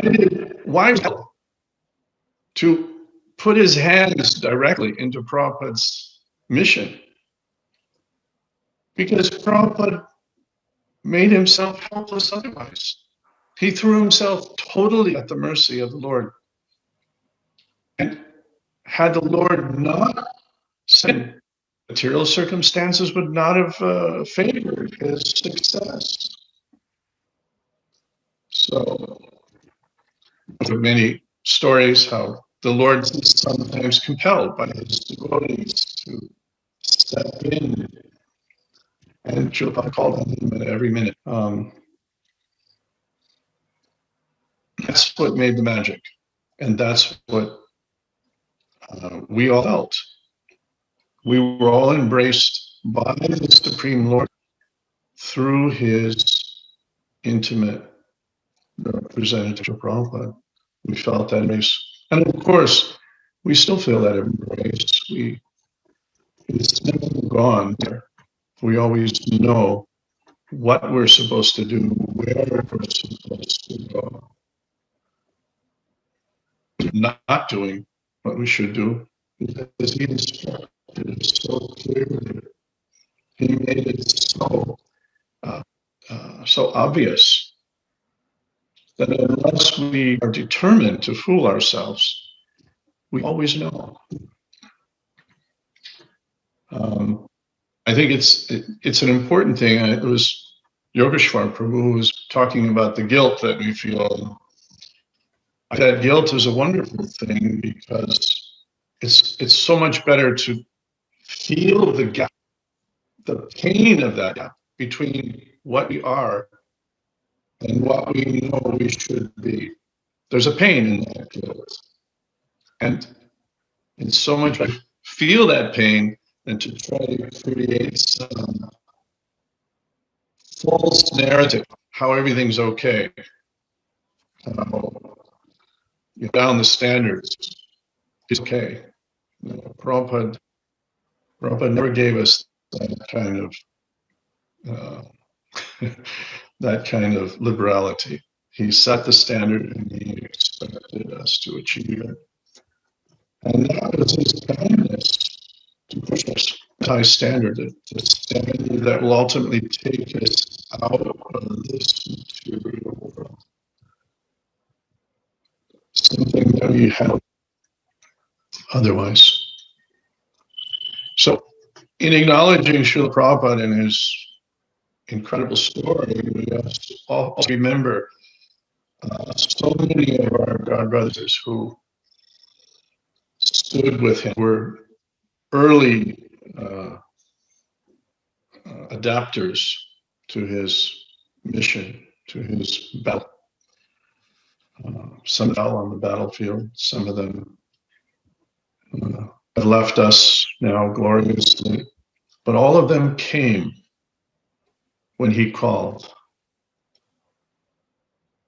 There's a story perhaps you all know of once Krishna Maharaj went to Prabhupada and was expressing, utterly unqualified, he was expressing his surprise how he could have deserved this position. He said, I don't deserve this position.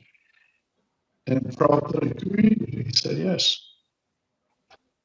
When I called, you came. So there, that is the one qualification. So many great souls in India, the time Prabhupada was there, he called to them. By becoming the heroes. And all qualifications came to them by that submission to the call of Lord Krishna's Senpati, the general. So I think our duty to one another is to encourage each other and to remind each other. So I'm speaking these things, nothing new, nothing you don't all know. Each one of you could say it better than me. But still, to be part of this family and this community. I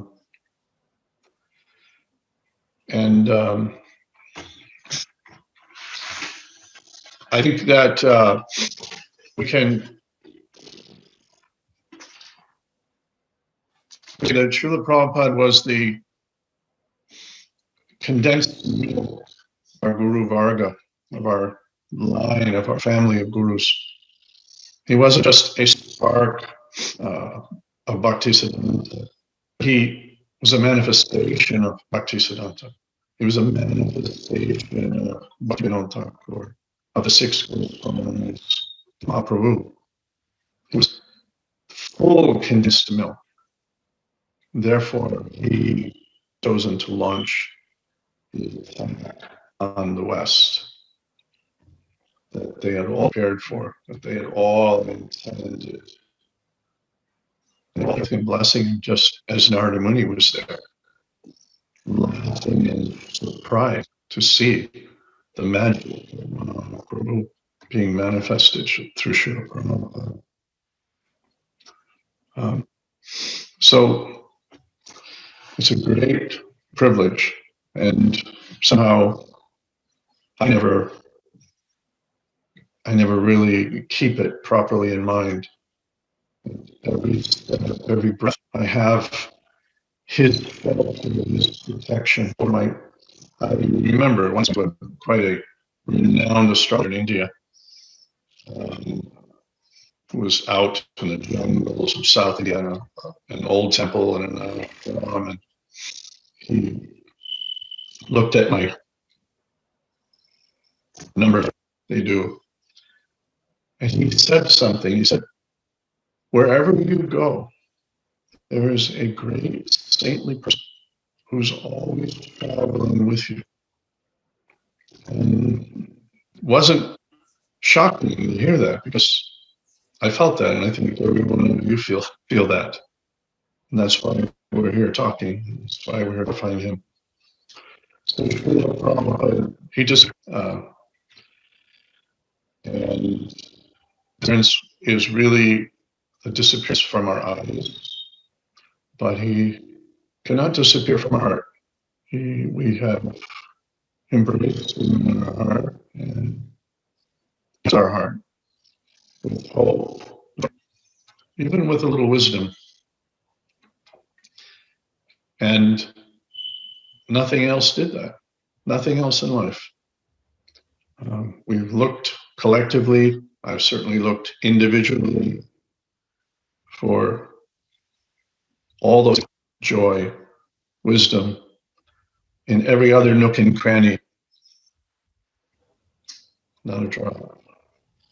I couldn't drop. But with Srila Prabhupada, it was an ocean. I still can't quite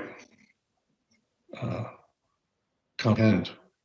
And it keeps washing upon me.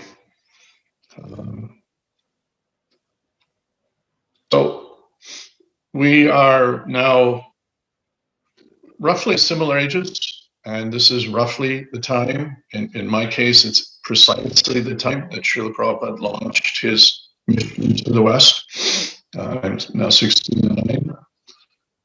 And I think this is the best time for those of us who feel that they've built, who feel they've done enough. This is the best time. Some of us hopefully still have health to do something. And after being knocked around as much as we certainly should have enough wisdom to know that we should do something. And with the inspiration of Prabhupada starting at this age, there's no excuse. We must do something. I know for sure that someday soon I will be gone from this body, and I will be sitting in a room with Srila Prabhupada. And I don't want to be that devotee that skulks in the back of the room hoping he doesn't notice me. I somehow must be there with something. At least let there be dirt and blood in my fingernails to show that I've tried. I've spoken big words in the past and failed. So I hope all of you will hold my ambitions, embarrass me when I fail, and push me And I hope I can similarly encourage you all. It was wonderful when we were in our 20s. But we were just little guppies, little minnows. We were just learning. Now is the time. Now is our time, just as was Prabhupada's time. And in 10 years, we can change the world with his blessings, because that's what he wanted. And because he wanted it, we can become the Lord wants into that mission with full enthusiasm and putting our whole only, we will achieve something, and we will have something to offer him when we darshan. Darshan will come when we leave this body. Thank you very much. All glories to Srila Prabhupada. Hare Krishna. We have a couple of speakers who have been recorded previously, and if Krishna is willing, maybe this will work. So if all your prayers are with me, we will hear from Jayapatāka Swami here. So let's see if this actually works. Makakaroti Vajalam, Angulang Ayate Yorim, Yatila, Mahan Mande, the Gurum Dinatadinam, Paramanandamadavam, Sri Chaitanya Ishram, Hari Om Tat Sat. In the Chaitanya Charitamrita, there's a description of Mālati DD, and Lord Chaitanya asked Lord Nityananda, is anyone as fortunate as Mālati DD? We see that His Divine Grace, Abhirāma Bhaktivedanta Swami Prabhupada, he also did a similar impossible feat. Well, Mālati DD with no money, he went all the way, thousands of miles, to Jagannath to get sandalwood pulp and camphor. Prabhupada went across the globe by freighter, ship, and reached America to start the Krishna consciousness movement, which now is a worldwide movement. Prabhupada started 108 temples himself, and then after that, now we have almost 600 to 800 temples, thousands of bhakti rickshaws, and thousands of non-hots. So this was all started by Lord Krishna's mercy, by His Divine Grace, Abhirāma Bhaktivedanta Swami Prabhupada. So we're all incredibly permanently indebted to His Divine Grace for the wonderful service He has done. He has shown how one can use every thought, word, and deed in the service of Lord Krishna. Sometimes He called me to his room at 1 or 2 in the morning to say something. I was always on call 24 hours a day. Whenever he would call me.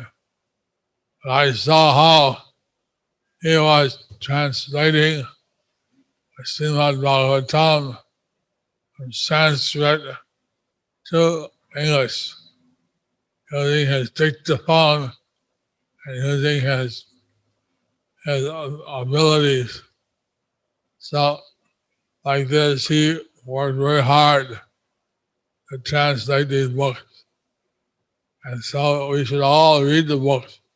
Very important. Prakrit Maharaj, he sacrificed his life so that the Srimad Bhagavatam is spoken.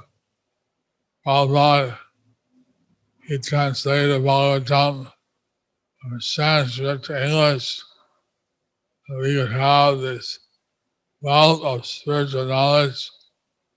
Now we should not make any excuse.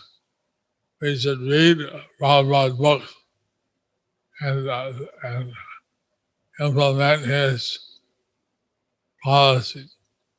Still, Prabhupada was very practical. He would put to practice whatever he taught. I remember in Montreal, one time he was saying how he should ask the healthy person while he does his shopping. At that time, a taxi drove up. The taxi driver got out. He was quite healthy. Prabhupada said, ask him, what does he do? Shopping. So he said, he did his shopping at A&W. Anyway, some supermarket. Like that, Prabhupada was very spontaneous. He told us that we should buy our grain, our vegetables from local farmers and get it at a wholesale price. Just then a farmer was walking with a basket on his head. And so then Prabhupada started to bargain with him. How much for your basket? And he said, no, I'm going to Navadip and sell my vessel there. Prabhupada said, why do you spend the whole day sitting there? We'll buy everything. You must have some work you do at your house. So then he bargained and he sold the whole basket to Prabhupada. And then Prabhupada told us to pay him, take a basket of vegetables. Like this. When he says something, he would do it immediately. It was not that he was ready to show what he taught, he could do it. So he was telling us clearly what we should do, what we shouldn't do. And he was willing to back it up with practical examples if needed. So we were very fortunate in Mayapur that he came here twice a year, every year. He'd come in the fall, sometime before or after the Dāmodara month, and he'd come at the Gopurnima time. So we had this association twice a year, and he would tell us how to arrange things, how to manage things. It was very practical. One time water was busy. He asked, who is responsible for the water dripping? Everybody pointed at me. He said, Jayapatāka Swami. No, he's in charge of everything. He will see that everybody does his first. But who is the actual person who's in charge of water? So like that, Prabhupada was teaching how to manage the temple president or the co-director or whatever. He should not be in charge of anything. He should see that everyone else does their service. Like that, we had to assign each activity to someone. I had to see that they were doing their service. So Prabhupada like this, he was very practical. Once he was walking on the road, and so one man bowed down. Prabhupada said, what do you do? He said, I'm a I'm a weaver. I do handloom. Prabhupada said, very good. Come to stay in our ashram. He said, first class is Brahmin, second class is Kshatriya, third class is Vaishya, fourth class is Sudra. He's working. I mean, we don't mind. He's working, that's good. We don't want lazies and crazies. We don't want this class. One class, all right. So, like this. Prabhupada was very efficient, very effective. And then he would encourage all the ladies, all the children, that they should do their service. And he was encouraging them, giving cookies to the kids, appreciating the ladies. He was very kind to everyone. And when he heard that some people were criticizing, he told us we should not take it seriously, that his spiritual master was always by his side at every moment. He was very much in contact with his guru. And he said it so emphatically that we could actually visualize Bhakti Siddhanta Saraswati Thakur by his side. How he came to USA, how he traveled the world, how he established Krishna consciousness. We're very much grateful. We thank His Holiness Chandrasekhar Swami for organizing this function for Srila Prabhupada. Thank you very much. Hare Krishna. All right. So we heard from Jayapatāka Swami. Now Ravīndrasvarūpa is here. If we can hear from Ravindra.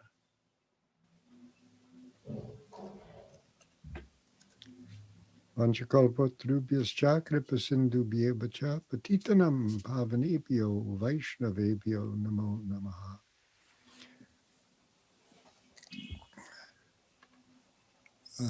I had the chance to do some research into the history of the idea of founder acharya and where it came from, and it turned out there's quite a history there.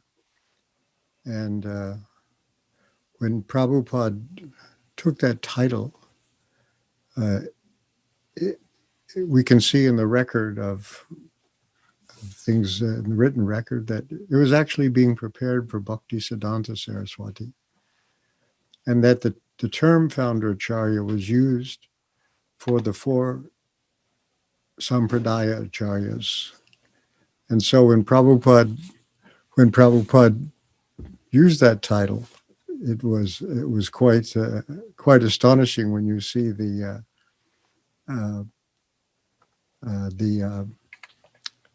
where it came from. The spreading of Krishna consciousness to the West was actually three very huge devotees, because Lord Chaitanya's movement was, for most people, a kind of local Bengali movement in India and in Puri somewhat. But it's Bhaktivinoda Thakur, who was a civil servant in the British government. And so he had connections outside of India, relationships, and a vision of a theater of operation that was much bigger than just India.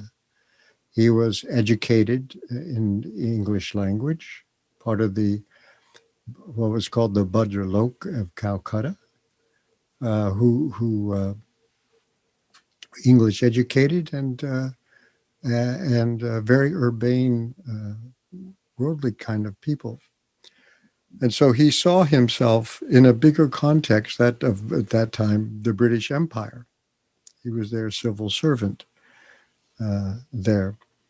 And he is the one who really discovered Lord Chaitanya's movement, found who was practicing it purely in very renounced, secluded Babajis, got a hold of Chaitanya Charitamrita, and had this vision of turning it into a world religion. And he spoke and wrote in English on occasion.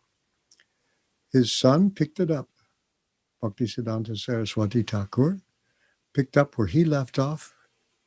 And Bhaktivinoda Thakur's followers were mostly educated people in Calcutta. He didn't have an ashram.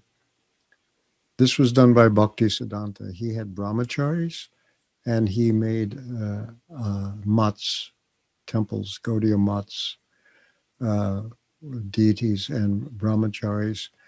And he took the English, the journal of Bhaktivinoda Thakur. In the 19th century, a major way that new ideas were developed and expounded was through writing periodicals. It was a big thing in Europe and so on. They were writing journals, people writing articles for journals and sitting in tea shops in London and exchanging them with each other.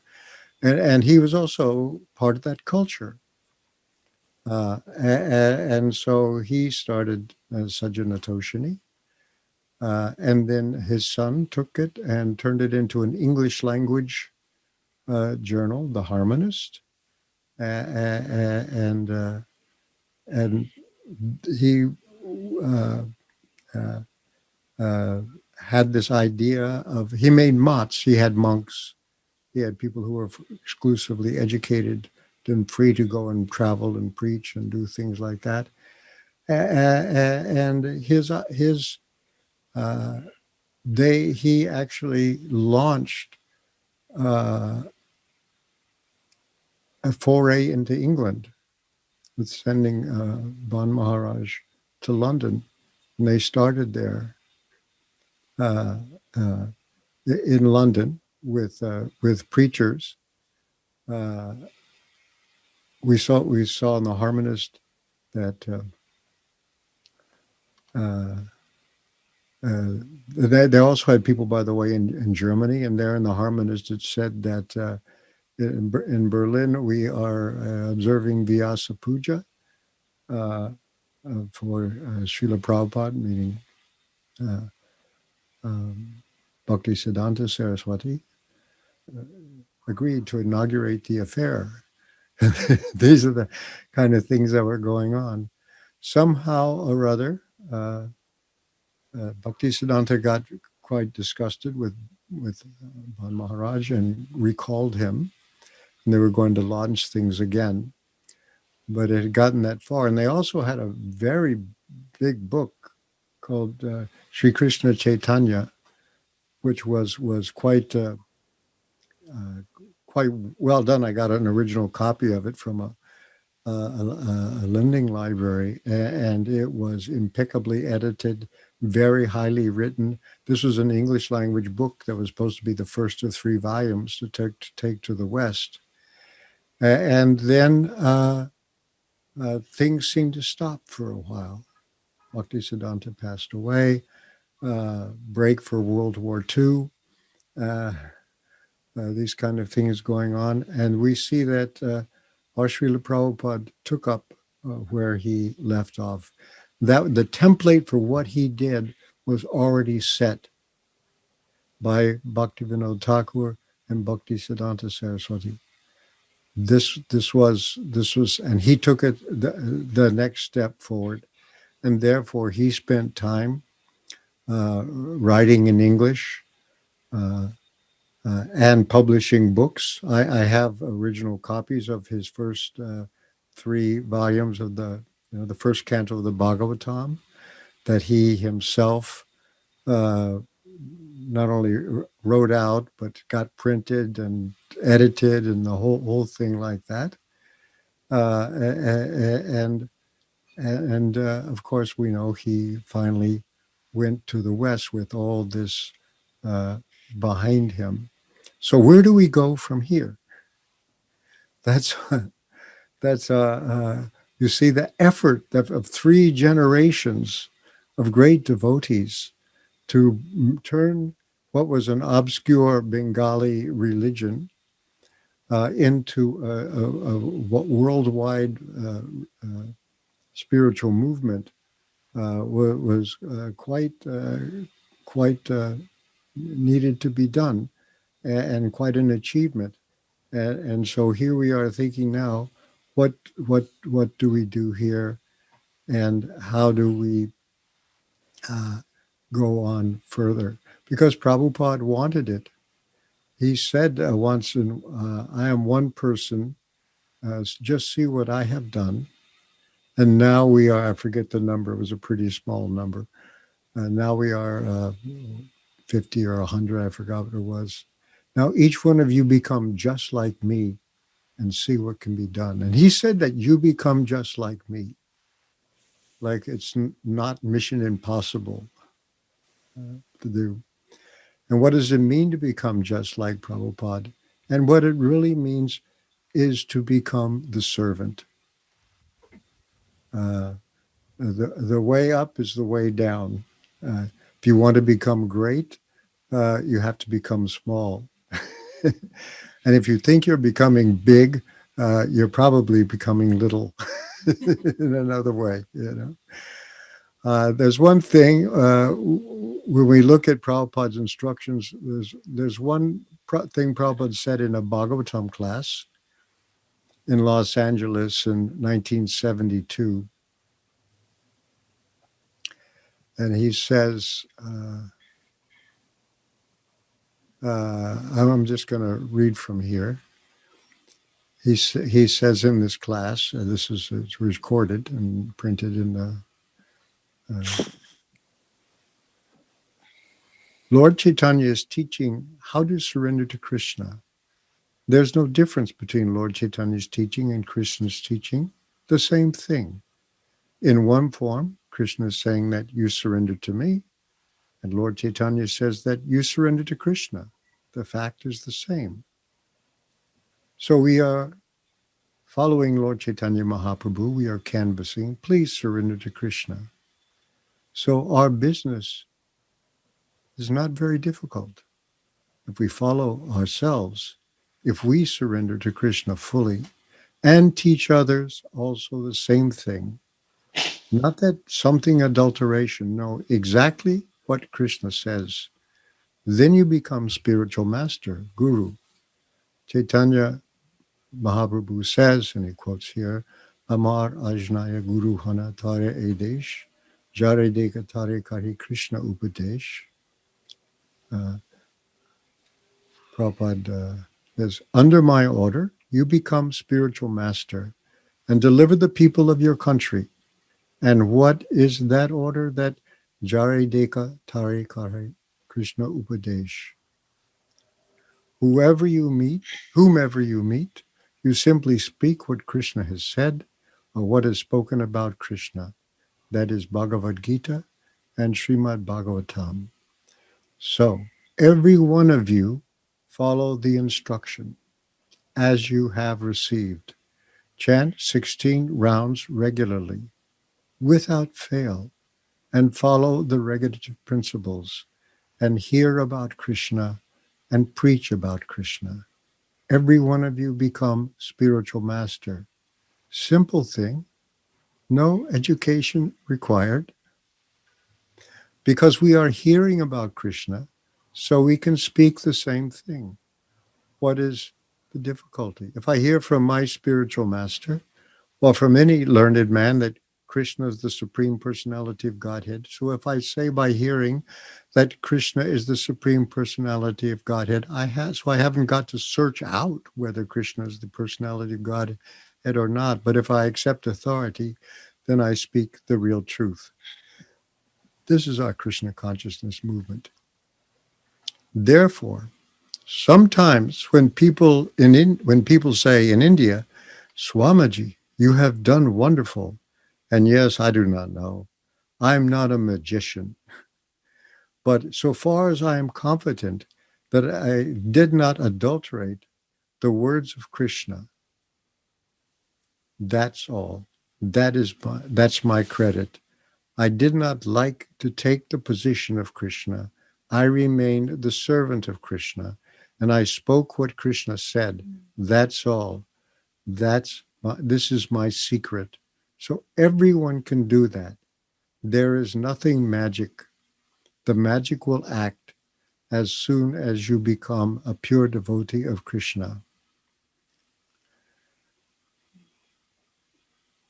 The magic will be done by Krishna, not by me or you. He will do it. Just like a small child. Nobody can hurt him. The father will take care. He doesn't know, the child. He's simply depending on the father. My father, mother, that's all. Krishna says that you surrender to me, I give you protection. He's not a liar. He's not inefficient. He's strong. He's sufficiently opulent. He can do that. So believe in Krishna's word, and surrender unto him, and don't spoil the human form of life. Death is sure. Before death, we must prepare to go back home, back to Godhead. Thank you. That was the ending of his wonderful lecture there. I have not done anything wonderful, just simple thing. This is Prabhupada's, to me, a very inspiring instruction. He says, this is my secret. This is my secret. And he says it very simply. And if any time our movement seems to have gone off the rails or gone here or gone there, it's because these simple instructions were not being followed. And this particular lecture in particular, it's done so simply and so humbly, and yet it's so powerful that I go back to it again and again to make sure I remember it correctly. and this is his. He tells us his secret. He tells us what he did, because you can see how successful he was. This is how it's done, and he never said to anybody, "You can't qualify to do this." So our dedication to Srila Prabhupada is actually shown by how much we take to heart his instructions and follow them. We will become empowered. And when he says the four regulative principles, we should understand that these are also principles of knowledge. They're not just moral principles, but actually these four regulative principles are cognitive. You want to see Krishna, you want to get close to Krishna, you want to, Krishna is close to you. I mean, he shares the same body with you. He's right there. You want to see him? The simple thing, follow these four regulative principles. And then you're connected not only with the Lord who's in your heart, but the one who's running this and many other universes. So, it's quite a bit of access we've been granted. And we should not waste any time and take advantage of it. And every time we do, we should in our hearts thank Srila Prabhupada for what he has done and the difficulty he has gone through to do this. And Bhaktisiddhanta Saraswati Thakur, Bhaktivinoda Thakur, so many great people have dedicated their lives so that we can become benefited. And if we really sincerely want to take advantage of it, it's all there for us. Thank you. Hare Krishna. Hare Krishna. Let me see.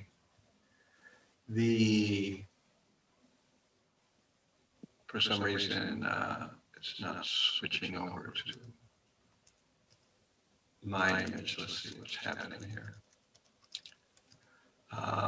Okay, so the next person that I want to invite to speak is Bādarāyaṇa, who I see here. So he's, if he's available, can he? Yep. Can you hear me, Maharaj? Thank you very much, Bādarāyaṇa, for joining us today. Oh, can you hear me okay? Yeah. Yeah, I just first want to thank Ravīndrasvarūpa Prabhu for reading that mind-blowing, beautiful lecture.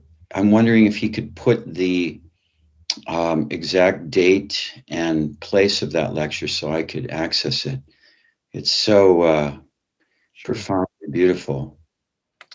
And it's like Prabhupada said, it's like he said, it's the secret, but then he also said, it's like that's where the magic is. The magic is Krishna is doing it through that sincere following, unadulterated, not changing, but following this simple formula. And just so enlivening to hear that. So thank you. Yeah, if you could put that in the chat, that would be really wonderful. I'm also Om Jnanatimrandasya Ganangana Salakaya Chakshur Unmilatam Gena Tasmai Shri Gurave Namaha. I'm also reminded in that regard of our dear friend, God brother, Srila Bhakti Swami.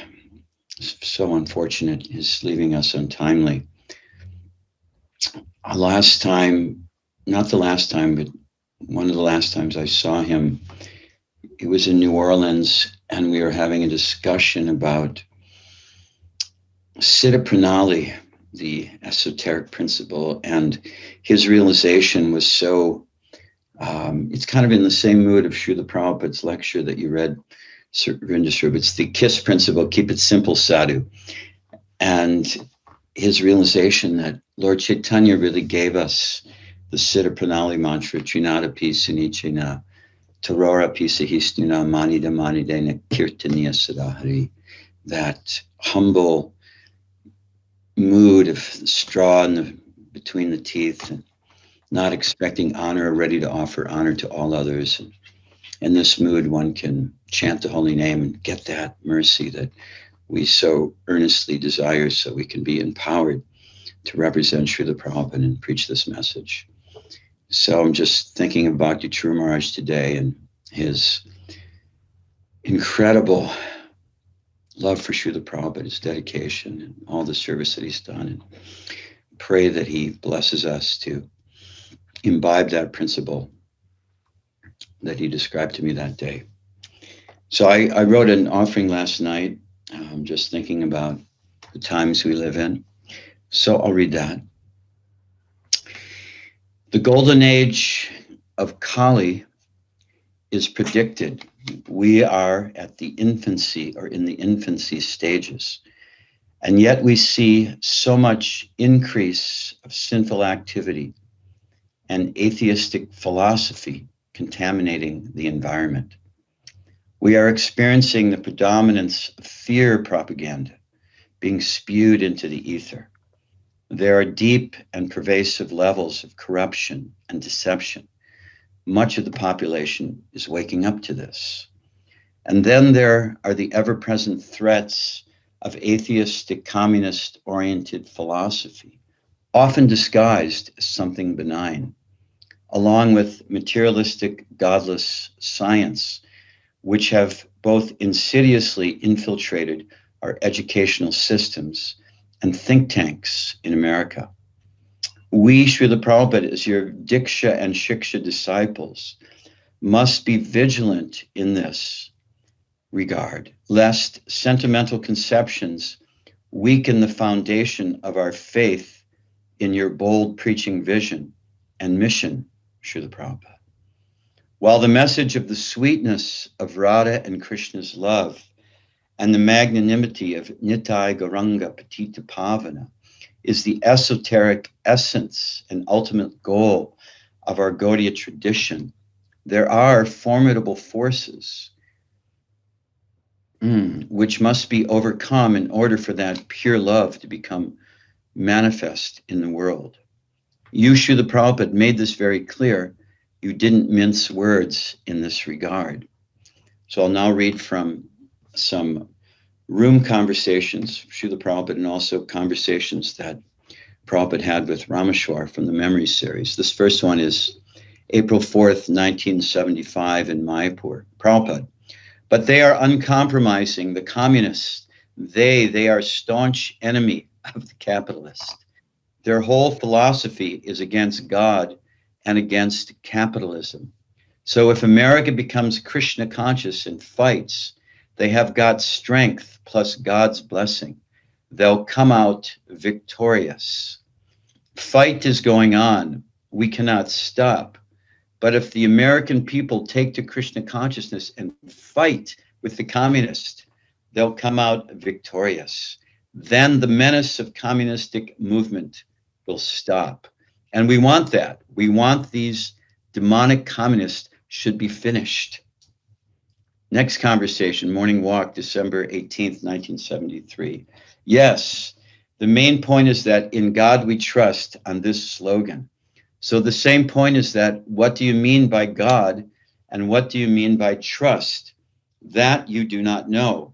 So you have to explain what is God and what is trust thoroughly from our books. And our propaganda is like that, to teach actually what is God and what is trust. And you important men of the state, you come forward, try to understand, to open schools, colleges, make it perfectly known what is God, and make America strong. As the Communist Party, they are preaching godlessness. Now America should preach, no, in God we trust. Now there should be a fight, not on the political point of view, but actually it includes everything. A class of men godless and a class of men godless, God conscious, who knows God. There should be a fight. So Prabhupada, his spirit is very strong. This is a conversation with Rameśvara. I believe Rameśvara was on the call. So the conversation was about World War III. I won't read the first part of Rameśvara's, but he goes on to say this is in discussion of the war that Prabhupada predicted that World War III would start between India and Pakistan. So Rameśvara relates, this had been a topic of great concern all over ISKCON for many years with much kata. I asked Srila Prabhupada if there was any chance of the war being averted. At first he said no. He said, communism is so evil, we must force this war to happen. Communism has to end. In fact, Srila Prabhupada said, just as Krishna appears to protect the devotees and annihilate the demons, so this Hare Krishna movement has arisen to annihilate the two great demons of our age, godless communism and godless science. So there must be a war to end it. Then Prabhupada sat back and thought for a moment. Then he said, but there is possibility that this war may be averted. It depends on your book distribution. He continued to say, your book distribution is creating a spiritual environment throughout the whole world, and that will awaken spiritual sentiments in everyone's heart. And as that awakens, as you continue this book distribution, that spiritual sentiment may bring down communism from within. Then Srila Prabhupada said, yes, and future historians will note how communism failed because of your book distribution. They will note how a revolution, a spiritual revolution throughout human society took place. And one more conversation with Rameśvara. And after communism, this is Prabhupada speaking, and after communism is defeated, We must attack and defeat godless science. The demons of godless science, Darwin. We must attack, we must defeat. We were traveling, this is Rameśvara speaking now, we were traveling by train and Srila Prabhupada looked out the window and said, there is so much illiteracy in India right now, and that is Krishna's blessing. I said, why? And Srila Prabhupada said, so they don't have to hear the nonsense atheistic philosophies of Darwin. Srila Prabhupada's last instruction to me as a BBT trustee was to publish books that defeat godless science and sell them to the temples at cost. They were going to be exempt from the markup that every other book had.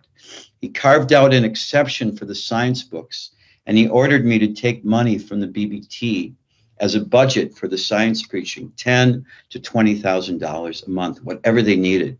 That's how much Srila Prabhupada was determined that through the BBT we are going to defeat godless science. So now I continue on here. Srila Prabhupada, you are the Senapati Bhakta that Sriman Chaitanya Mahaprabhu predicted, the great general of bhakti.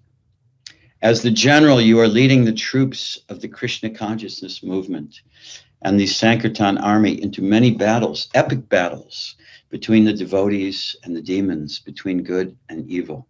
There is a war, and we are in a fight. Make no mistake about it.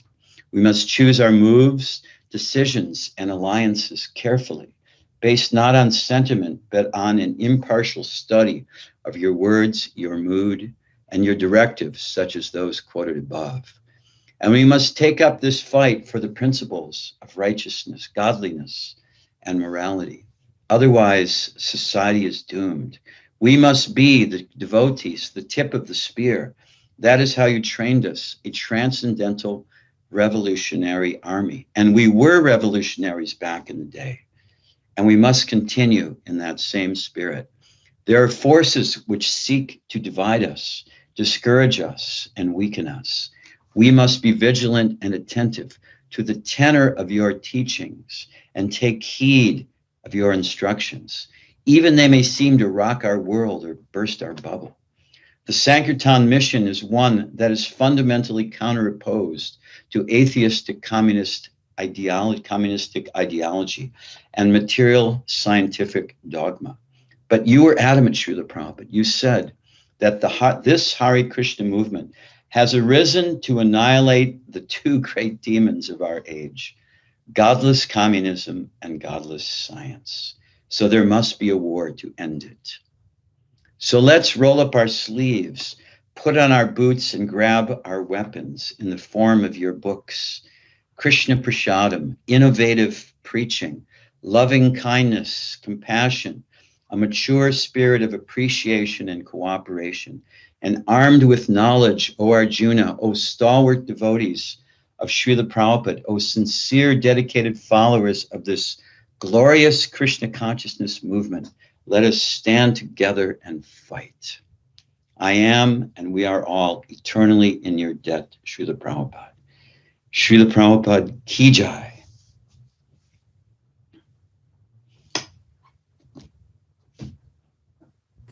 Thank you very much, Bādarāyaṇa. That was very interesting. There's so much food for thought today. There's another devotee who couldn't be with us because of time constraints. It was difficult for him. He already had another event planned. So I'm going to play Devāmṛta Swami's video. Hold on, we'll see if we get this one to work. Om Gana Timirandasya Gyananjana Shalakaya Chakshun Militang Yena Tasmai Sri Gurave Namaha. Jai Sri Krishna Chaitanya Prabhu Nityananda Sri Advaita Gadadhara Shivasati Gaur Bhaktavrinda. Hare Krishna, Hare Krishna, Krishna Krishna, Hare Hare, Hare Rama, Hare Rama, Rama Rama, Hare Hare. Speaking on Srila Prabhupada's Disappearance Day, is always a bittersweet experience. We think deeply about our separation from him on the physical.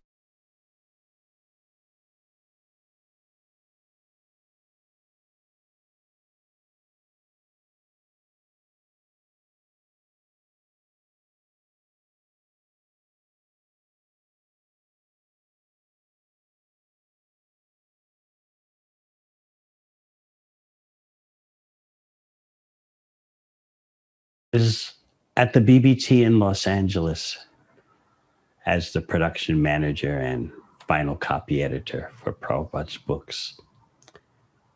And I never at all considered that Srila Prabhupada would depart until 3 days before his departure.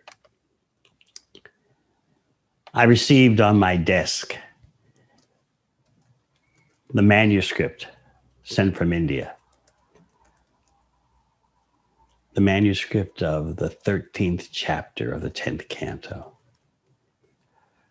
the Brahma Vimohana Lila.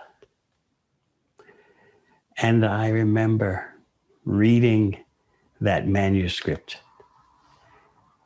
and tears pouring from my eyes, because somehow or other, as I was reading it, I had the distinct insight that this would be the last chapter of the Bhaktivedanta purports. And sure enough, 3 days later, the news was announced at Mangalarti in Los Angeles.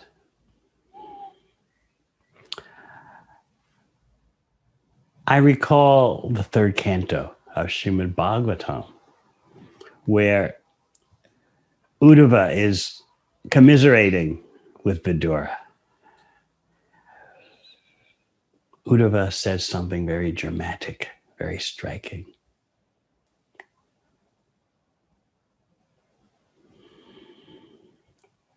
Krishna Jumani Nimloche. Gareshu Ajagarena Ha. Sri Uddhava says, my dear Vidura, the sun, S-U-N, the sun of the world, the Krishna sun, has set. And everything around us has been swallowed up by the snake of time. Therefore, what can we say about our welfare? How can we be happy? Yes, this is the immediate reaction that we experience. The pain of separation.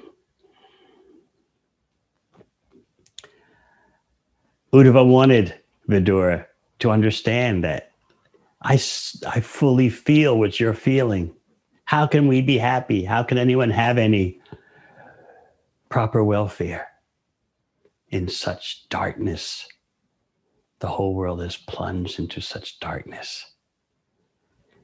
And Srila Prabhupada points out in the purport how in the darkness, thieves thrive, ghosts become active,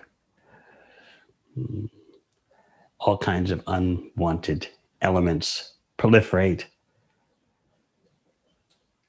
The beauty of the lotus flower closes. So yes, this is one side. So poignantly presented by Sri Uddhava. But then, just like the sun, when it disappears at night, it's not finished. Similarly, our relationship with Srila Prabhupada was not finished and is not finished. The sun, S-U-N, of the Vani rose in the sky. Still, we'd love to have Srila Prabhupada's Vapu, his physical association. He himself, when speaking about Srila Bhakti Siddhanta Saraswati Thakur on the Disappearance Day celebration of Srila Bhakti Siddhanta Saraswati Thakur, Srila Prabhupada said that certainly it would be so wonderful if he were physically present now. But then he asserted, but he's always with me.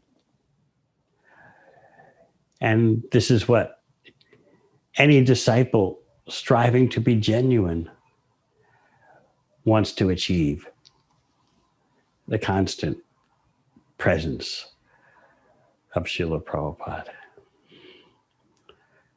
So on the one hand, the sun of the world has set.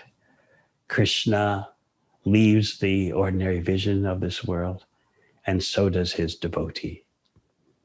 Krishna goes from universe to universe, presenting his transcendental leelas, and his empowered devotees go from place to place, planet to planet, universe to universe, spreading the glories of Krishna.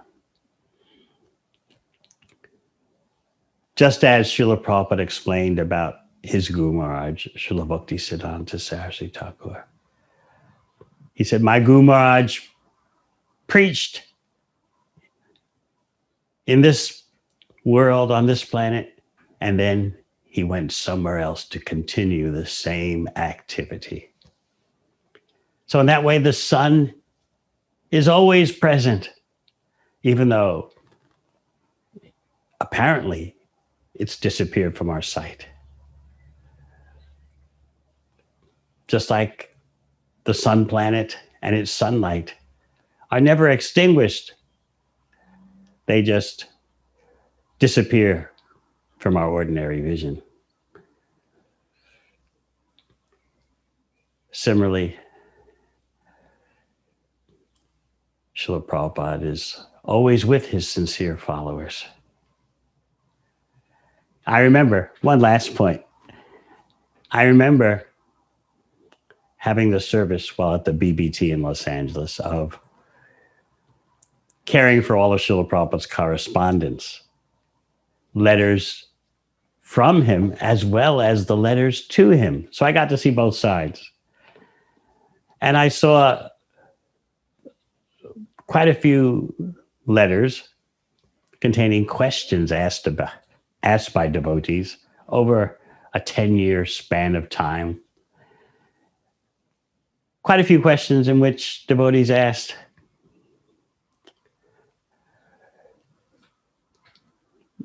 if we break our vows and desist from our bhakti practices, will you, Srila Prabhupada,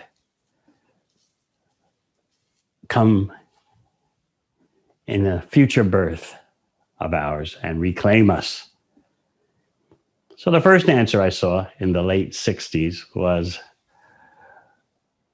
yes. So you should maintain your vows so that I won't have to come back to get you.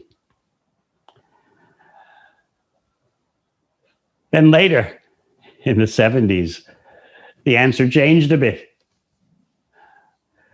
In fact, one response by Srila Prabhupada said, when asked, will you come back to rescue fallen disciples because the relationship between the disciple and guru is eternal? And Prabhupada responded, I'm still thinking about that.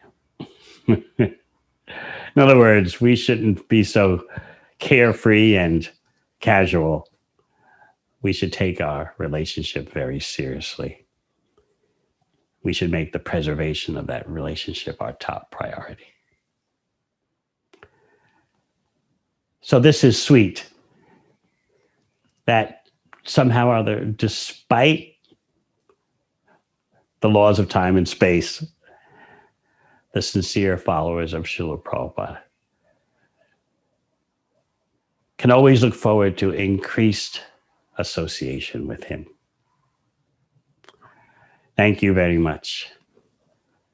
All glories to Srila Prabhupada.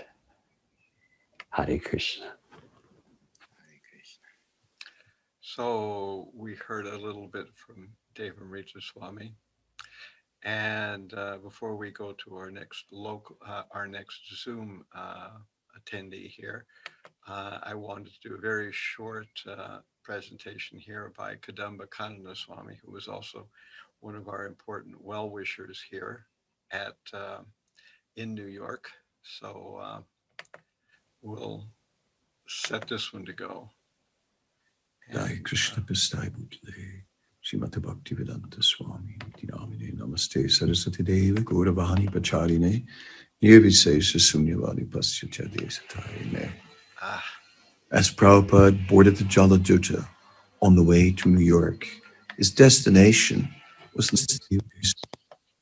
Namam Vishnupadaya Krishna Pistai Bhutale, Srimati Bhaktivedanta Swami, Dinamine Namaste Saraswati Deva Gauravani Pacharine, Nirvisesha Sunyavadi Pasyatya Desatayane. As Prabhupada boarded the Jaladuta on the way to New York, his destination was not New York. His destination was the entire world, because Prabhupada all along saw New York as the gateway to reaching the world. It was there where he started in a small storefront with a handful of followers, the International Society for Krishna Consciousness. And from there, Krishna Consciousness did spread to all the major parts of the world, with followers, temples, and books translated and distributed, and so many other achievements. Srila Prabhupada understood the importance of New York City in leading the world, and that leadership has not yet come to an end. Rather, New York is meant to continue to inspire the world in Krishna consciousness. And so this will be our service to Srila Prabhupada to somehow or other make that a reality. And if we can do so, then I'm sure that His divine grace will shower us with so many blessings. Srila Prabhupada ki jai. Hare Krishna. I think we'll do our last recorded message here. And this one is recorded from one of our local devotees here, Ādi-Puruṣa, who spent many years at New Vrindavan, and now he's been running a food distribution program here in New York City for quite a long time, for many years, where he does an outreach to distribute food at Tompkins Square Park. So he has a very interesting take on things, and we'll roll this one here. We're here to glorify Srila Prabhupada, to appreciate Srila Prabhupada.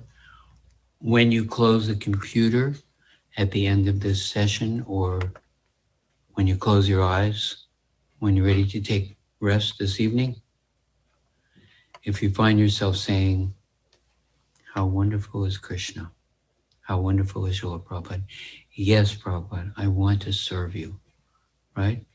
If that's what you, Vaisheshika Prabhu always says, when you leave class, you probably might take away one thing. We hope you'll take away just that. And Srila Prabhupada's grace, Srila Prabhupada's instruction, Srila Prabhupada's love and his guidance is coming to us constantly and right now at this moment. So I have nothing to say. I have no idea what to say. I was born in the darkness of ignorance. Om Agyantamaranyasya Gyananjanan Shalakam. But I'm going to pray to Krishna and Srila Prabhupada that Krishna will help to speak through me. We'll share one small story, short story. And interestingly enough, very often when Srila Prabhupada speaks, what he has to say even to one person, if you hear it, we understand actually this is a principle that's meant for everyone. So the scene for this story is New Vrindavan, 1974. Srila Prabhupada was visiting for a few weeks. And, you know, New Vrindavan is in an undeveloped area in the forest, in the mountains, and half an hour from the nearest highway, half an hour drive. And at that time, the basic cluster of buildings where the devotees lived and Radha and Chandra were worshipped was a place called Bahulaban. And if you drive on this dirt road past Bahulaban, deeper into the forest, up onto the ridge, along the ridge, almost 2 miles, you come to the place where Srila Prabhupada's palace is today. And then further from that is the place where this took place. And that time was nothing but woods, jungle, as Prabhupada would say, jungle, you know. And even though we were in a very remote location, and even though we had some neighbors who were very respectful and loving and friendly, there were also some people living in that area we call redneck, hillbilly, rowdy type people who, for want of something better to do, would be taking intoxication, getting drunk, and driving in small groups, or sometimes 2 trucks at a time in the back of their pickup trucks with guns, shooting in the, fortunately they didn't shoot at us, but they would shoot in the air in the middle of the night, 2 o'clock, 3 o'clock in the morning, every once in a while. It didn't happen every day, but it was something that we were concerned about. And so the place where Srila Prabhupada was saying was 2 miles deeper into the forest along this dirt road from where all the other devotees were staying. So my service at that time was to stand in front of Srila Prabhupada's house at night from about 8 o'clock at night till about 4 o'clock in the morning. And I was supposed to be Prabhupada's bodyguard. And they gave me a double-barrel shotgun and a .38 pistol. And I was standing there trying to protect Srila Prabhupada, which is ridiculous because Srila Prabhupada is protecting us. And at 1 o'clock in the morning, you know, I was just a rank and file devotee. I wasn't one of these people who was intimately connected with Srila Prabhupada, like the GBC members, the sannyasis, the temple presidents. I was just in the early stages of being in the Hare Krishna movement. So I didn't really have much personal interaction with Srila Prabhupada directly. But at 1 o'clock in the morning, the light would go on. I'm in front of the house. The light would go on in Prabhupada's bedroom. And gradually I would hear Srila Prabhupada speaking into his dictaphone, translating the Srimad Bhagavatam. And I'm outside in this summer night, very, very, very, very quiet, deep in the jungle. And it started to rain.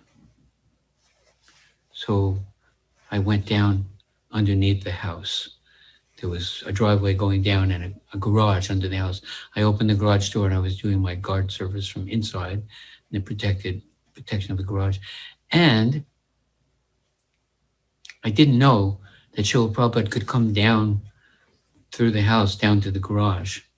So I'm standing there and all of a sudden, poof, Prabhupada's standing right next to me. I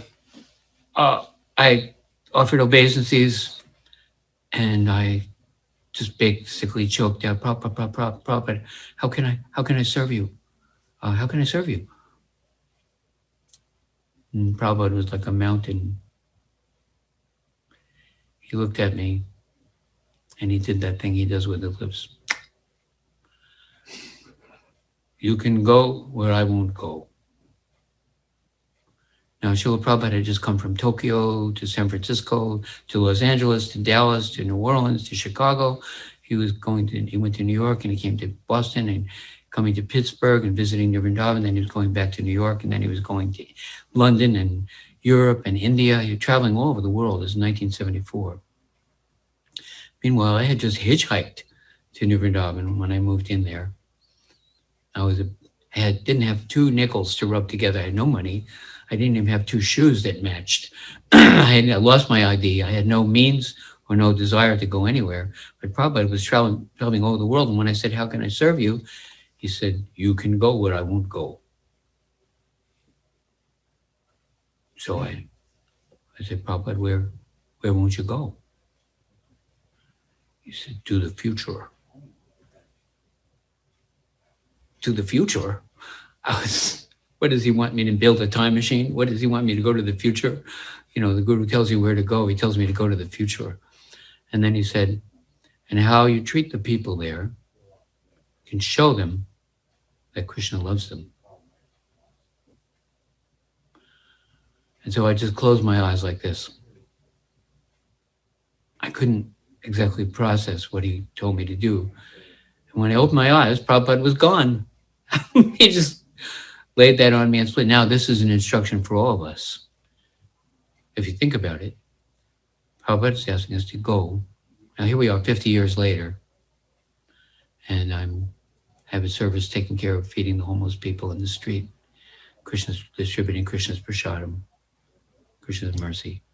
So, yeah, kind of interesting that it was prophetic, but it's an instruction for all of us that we can go where Prabhupada won't go on his behalf, on his request, and show the people there how Krishna loves them.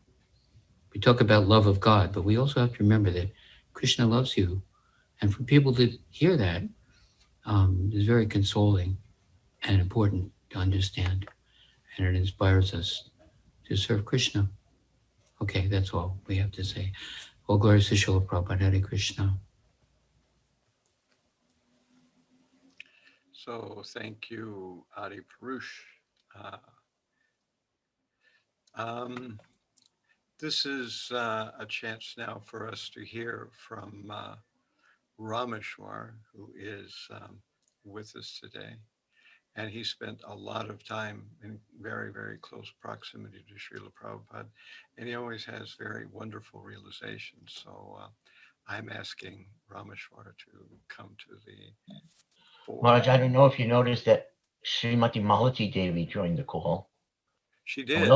And I think we lost Jyotia Mai, but please, she is in every respect my superior. Please let her speak first. Well, as your superior, I'm requesting you to please speak. Thank you very much. That's Mālati. I have to obey her. Okay, Hare Krishna. Namo Vishnu Padaya Krishna Prashtaya Bhutale Srimate Bhaktivedanta Swami Niti Namane Namaste Saraswati Deve Gauravani Pracharane Nirvisesha Shunyavadi Paschatya Deshatarane Om Jnanati Vrandasya Jnananjana Shalakaya Chakshusmiritanjena Tasmai Sri Gurave Namaha Vanchakalpa Tarupiyascha Kripa Sindhu Vyevacha Patitanan Pavanebhyo Vaishnavebhyo Namo Namaha Jai Sri Krishna Chaitanya Prabhu Nityananda Sri Advaita Gadadhara Sri Vasati Gaur Bhakta-vrinda Hare Krishna Krishna Krishna Hare Hare Hare Rama Rama Rama Hare Hare. Thank you for the opportunity to say some glorious things about Prabhupada. From the perspective of a puny brain, just trying to relate what Prabhupada did and myself in this body, sometimes I just become awestruck and overwhelmed just in the simplest analysis that my mind goes through. I think of Prabhupada at the age of 69 or 70, So many of my god brothers and god sisters have reached that age. And I'm just trying to imagine leaving everything, leaving your home, not having any possessions practically, not having practically any money, not practically having any clothes, and traveling to a place you've never been to before. It's so famous in the movie that Yadavar gave us, where we hear his first host saying, my God, he didn't even know what snow was. He had never seen snow before. And just thinking of Prabhupada walking around, not properly clothed, no money, a stranger in a strange land, as Yogeśvara always tells us, and completely transcending the miseries of that type of situation that would be so miserable for me and some of us. I can't imagine it.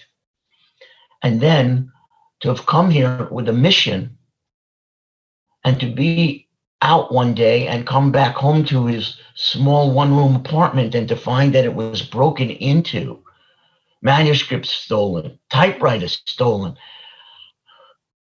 What made Prabhupada stay?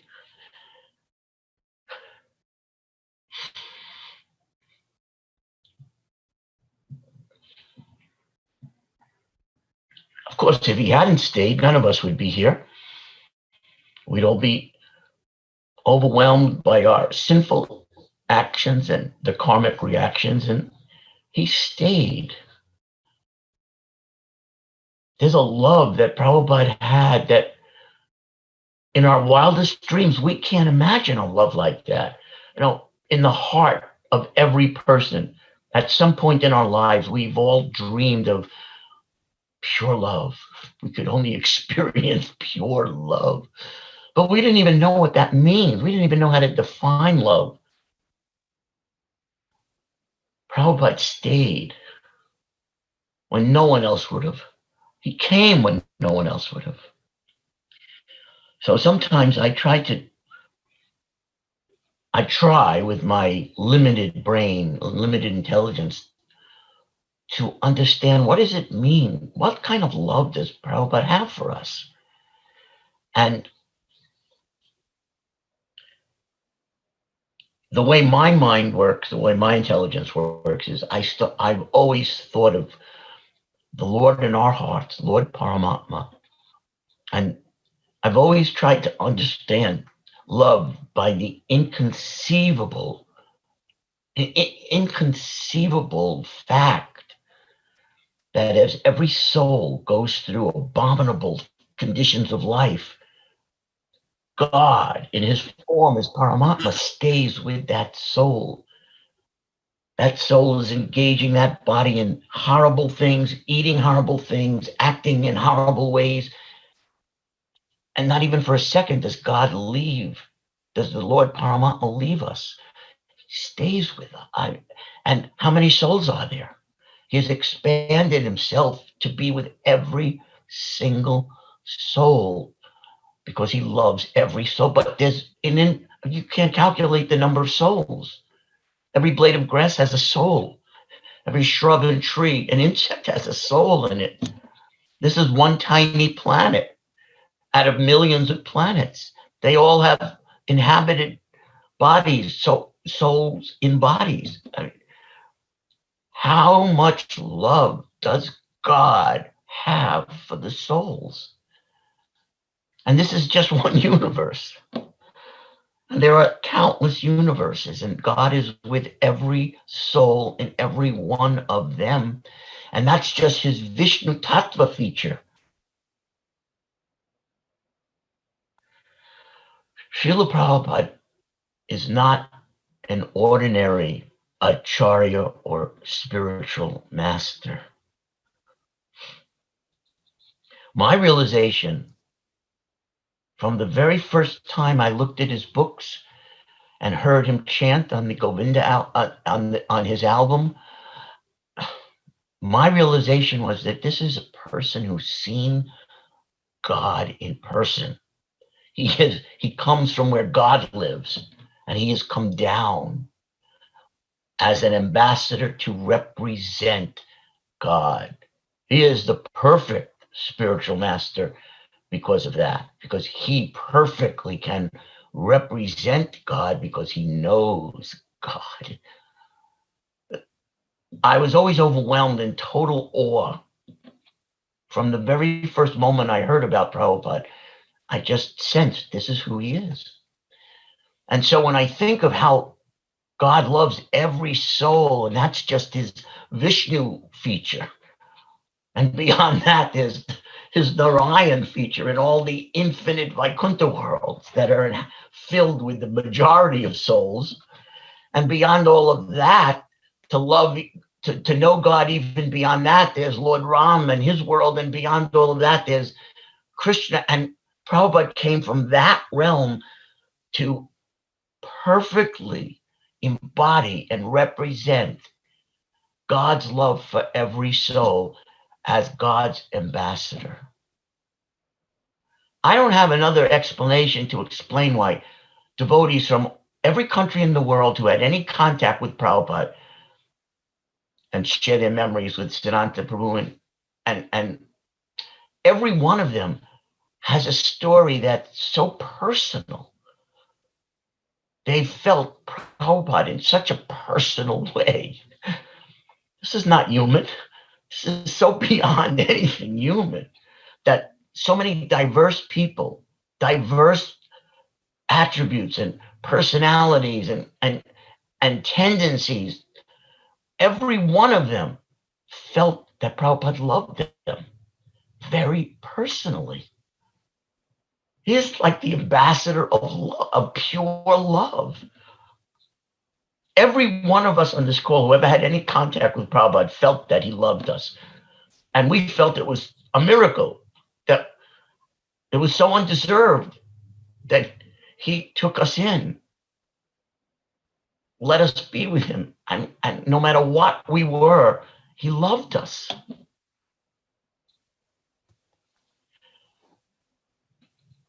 And when he left this world from our vision, that person who loved us in a way that no one else could have loved us, that no one else ever loved us like that before, other than Krishna himself, that person left the world. And we were left with that experience of being loved purely, unconditionally. And now he's gone. And we're trying to deal with that. 50, how many years later?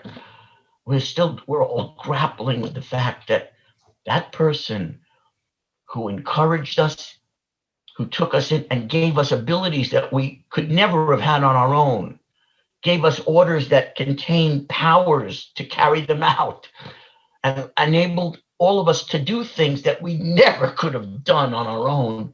That person is gone, in a sense. Of course, he's never gone, but he disappeared. This is his disappearance day.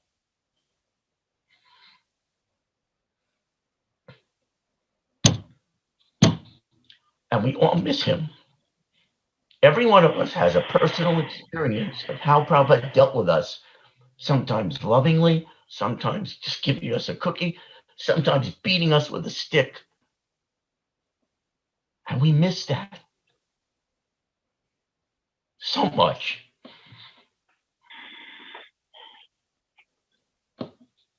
And we pray that we don't deserve it, I don't deserve it, that one day we could be with him again. The person who loved us so purely, we miss so much. There were times where Prabhupada would correct me in a wonderful, chastising way. I have so many stories about that, but I'm just going to share one. We were in his quarters in New York, and a reporter was interviewing Prabhupada. And as their conversation was going back and forth, she glimpsed that Prabhupada was saying that God speaks to him. And he speaks back to God. And she was completely incredulous that anybody would dare to claim that. And she said, are you actually saying that you speak to God? God speaks to you? You hear? So there was a pause in the room. It seemed insulting and you know, with such skepticism, this reporter was talking to Prabhupada that I blurted out, which was a tendency I had sometimes with Prabhupada. I would just sometimes blurt things out. Like the day on the morning walk where I blurted out, Prabhupada, that's impossible. So I blurt things out. So, hello?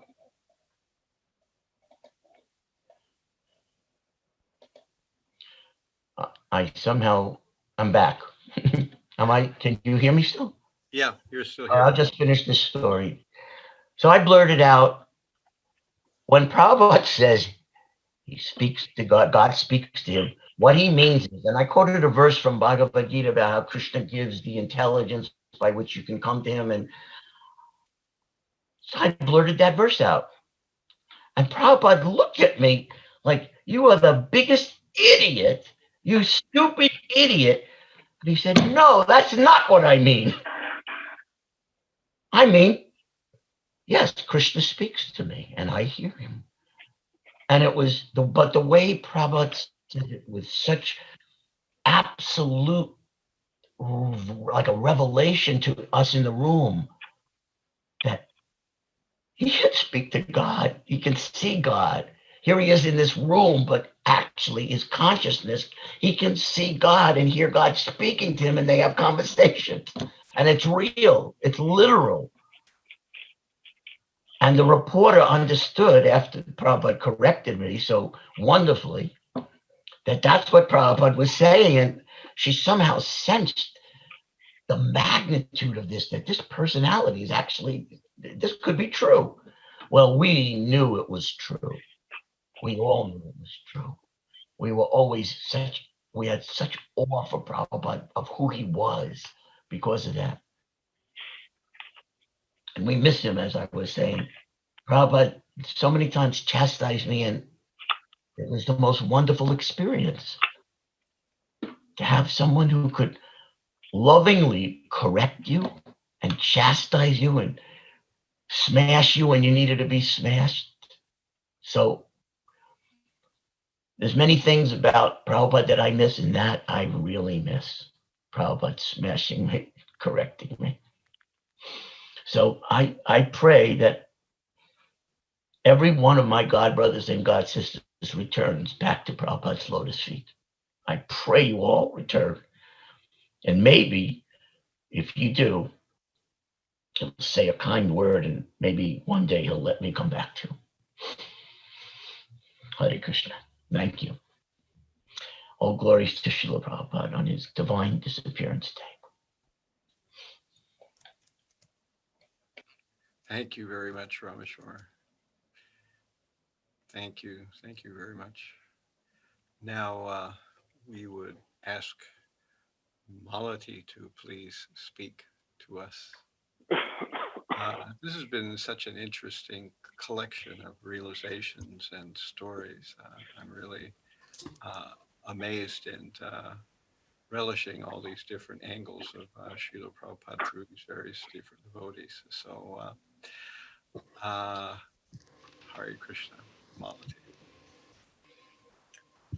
Maharaj, your voice is very low. Are you able to or maybe it's just from my computer end, but it's really hard to hear you. Really? Yeah, very soft spoken.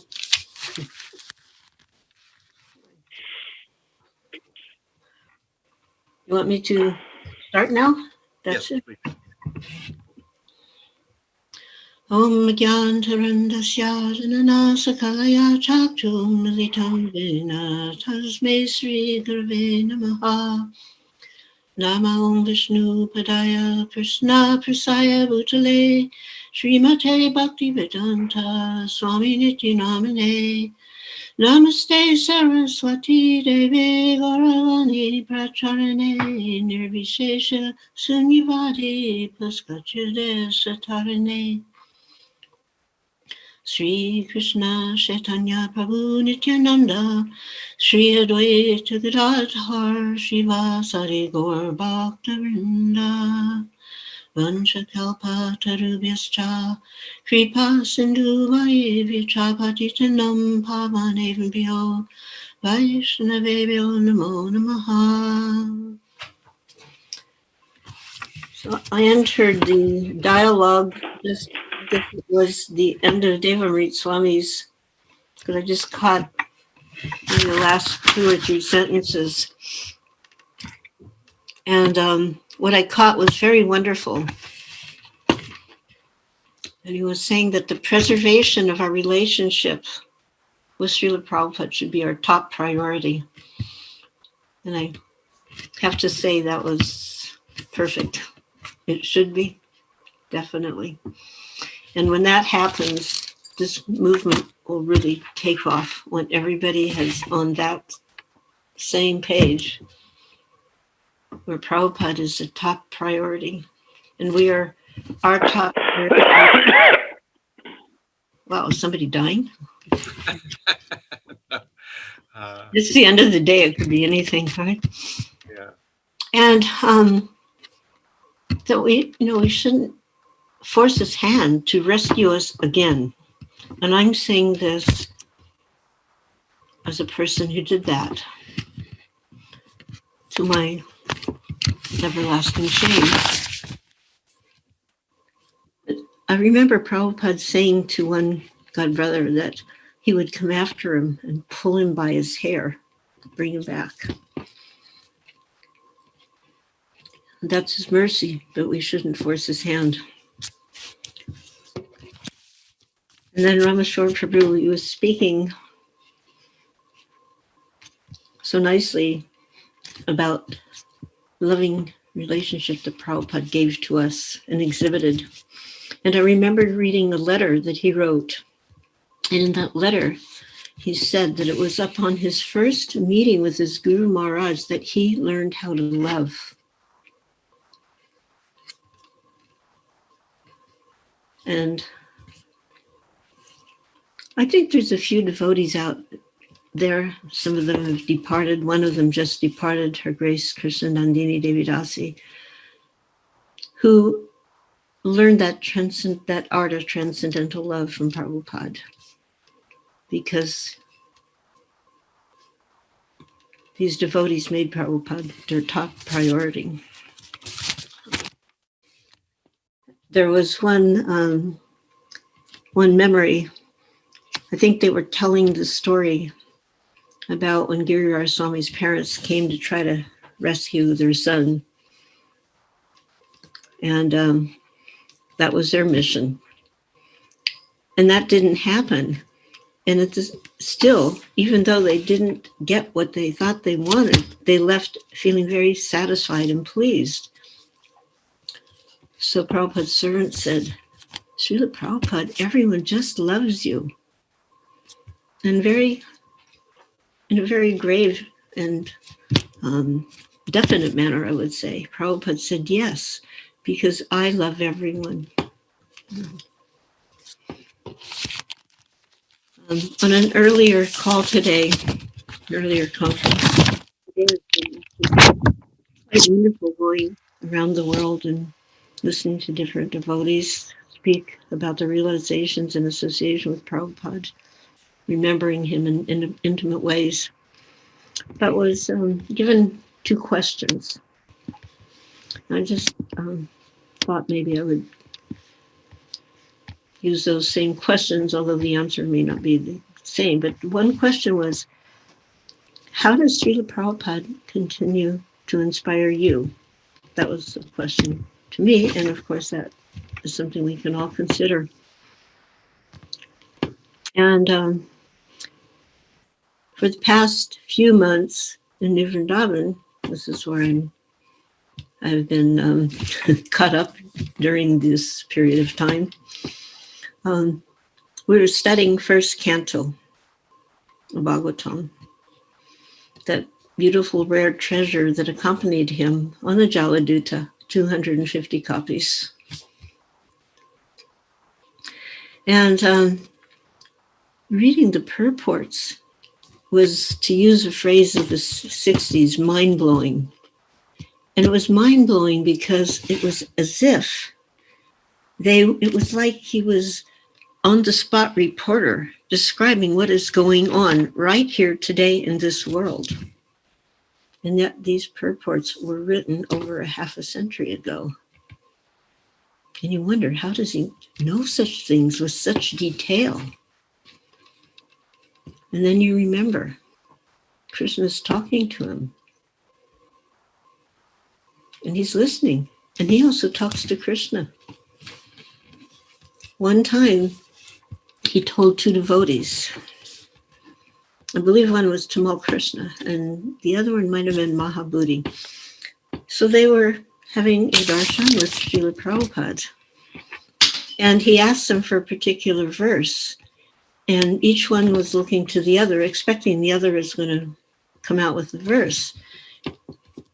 But then Prabhupada realized that neither one of them knew that verse. So he said, you have to read my books. They assured him, yes, we're reading your books. He says, and study. So you have to study the books so you know each verse and chapter. He said, just like the lawyer, he studies his law books. He knows them verse and chapter, and that way he can defeat the opponents. So in the same way, in our preaching, we can't expect people to just come up and agree with us. So we have to be well-versed in the knowledge which is being given to us by Srila Prabhupada, by Krishna, in his books. So then he said, even I read my own books. And he could sense a little sense of surprise. And he said, do you know why I read my own books? Because every time I read my books, actually, they're not my books. But every time I read these books, I learn something new. When I sit down to write, Krishna comes and speaks to me, dictates to me in my ear, and I simply write what he's telling me. So when I heard that, it was just like the closest I can say that I ever came to some transcendental ecstasy, because it was just so extraordinary to imagine Srila Prabhupada having Krishna talk to him, writing these purports. And I was thinking, there in the Bhagavad Gita is Krishna talking to Arjuna, and that was recorded. And the same Krishna is talking to Prabhupada. And that is being recorded by Srila Prabhupada. And I began to consider how unfathomable that was, what we are being given, the weight behind it, the gravity of the knowledge, transcendental knowledge of Godhead. So that is something that, and then you pick up this first canto and these incredible purports, and then you keep going, of course, to the next, to the next, to the next. But in the first canto in particular, because he hadn't been to America, he had never been outside of India, and he's perfectly describing the crazy, chaotic scene. And if you read some of those purports, it's like, right now, this is what's happening. How could he know that with such detail? Because Krishna was dictating and he was simply writing. So that is a continuing source of inspiration. And the other question was, as aspiring servants of His divine grace, this was from a younger devotee, what should we younger devotees focus on to please him? Well, just a couple days ago, I had a very wonderful conversation with a younger devotee. But I wasn't imposing anything on her. I was trying to find out from her what it is that, as younger devotees, they would wish to hear or know from Prabhupada disciples before we all exit. And her response, first she said, "That's a great question." And I said, "So what does it mean, a great question?" And she said, "Well, sometimes it's just a filler, so you can think about what you actually want to say." But then she said very clearly that as young persons coming into this movement, they want faith, and they want to be inspired by faith. And sometimes it's awkward. They want a community, and they want faith in that community. And they want, most of all, faith that Krishna consciousness really works. And she was telling me that sometimes older devotees, and not always older, but devotees are very casual in their speech, and a tendency to speak harshly about others, about those in service roles, about the managers or the GBCs or so many things, speak harshly. And she said, this is so perplexing. It's so bewildering. And it decreases faith. You don't know where to align yourself. That was one thing. And then she was explaining how it's important to try to understand that what is the potential of their lives in Krishna consciousness. Because gone are the days where you just dropped out and tuned in. College dropout myself. I attended you have to take these obligatory classes, and one of them was Psychology 101, and that was like the most dreaded class, to sit there and hear somebody babbling away about who knows what. And one day I just thought, this is it. I can't stay here. So when I left the class that day, I'm walking down the stairs with my books, and I placed my books on a bench and walked off the campus, and I never returned. And by Krishna's mercy, I was able to, it wasn't a smooth, instant thing, but from that situation, I came into contact with His Divine Grace, Srila Prabhupada. And Srila Prabhupada never disappointed us. Just like Rameśvara Prabhu was mentioning how much he wishes he could be smashed again by Srila Prabhupada. Because those smashes and crashes from Srila Prabhupada were simply ecstatic, even when they were painful. Because they came with love. They were delivered with love. So I'm hoping that somehow or other, as senior devotees walking out the door, one after the other, that if we could do something in service of Prabhupada to help younger people coming in, not even younger people, older people are coming too.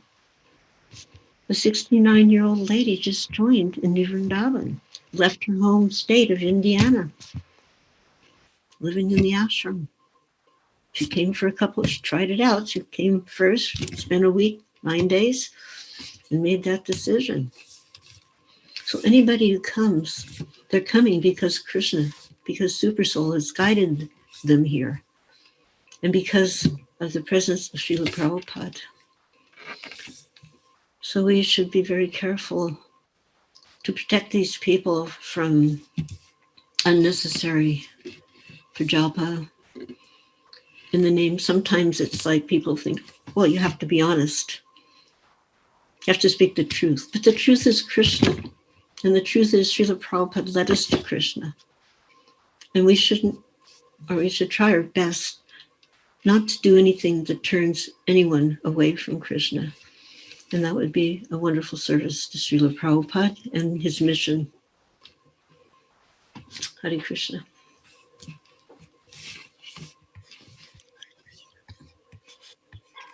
Each one of these different talks is like a complete world in itself. I'm hoping to take all these and put them on YouTube after it's finished as one long collective upload.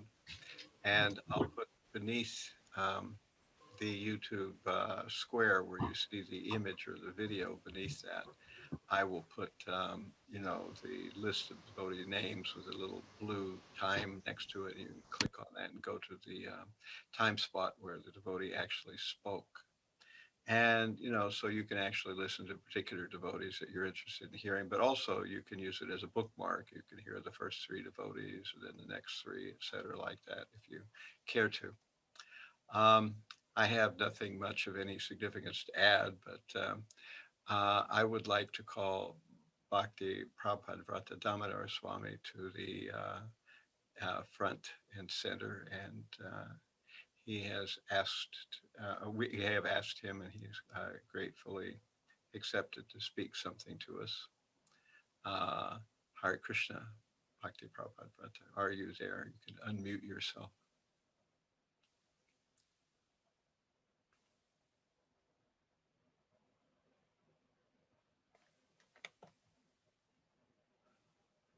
Can you figure out how to unmute yourself? Oh, did I unmute finally? Hare Krishna? Hare Krishna. So you hear me? Just barely. You're coming in pretty weak. How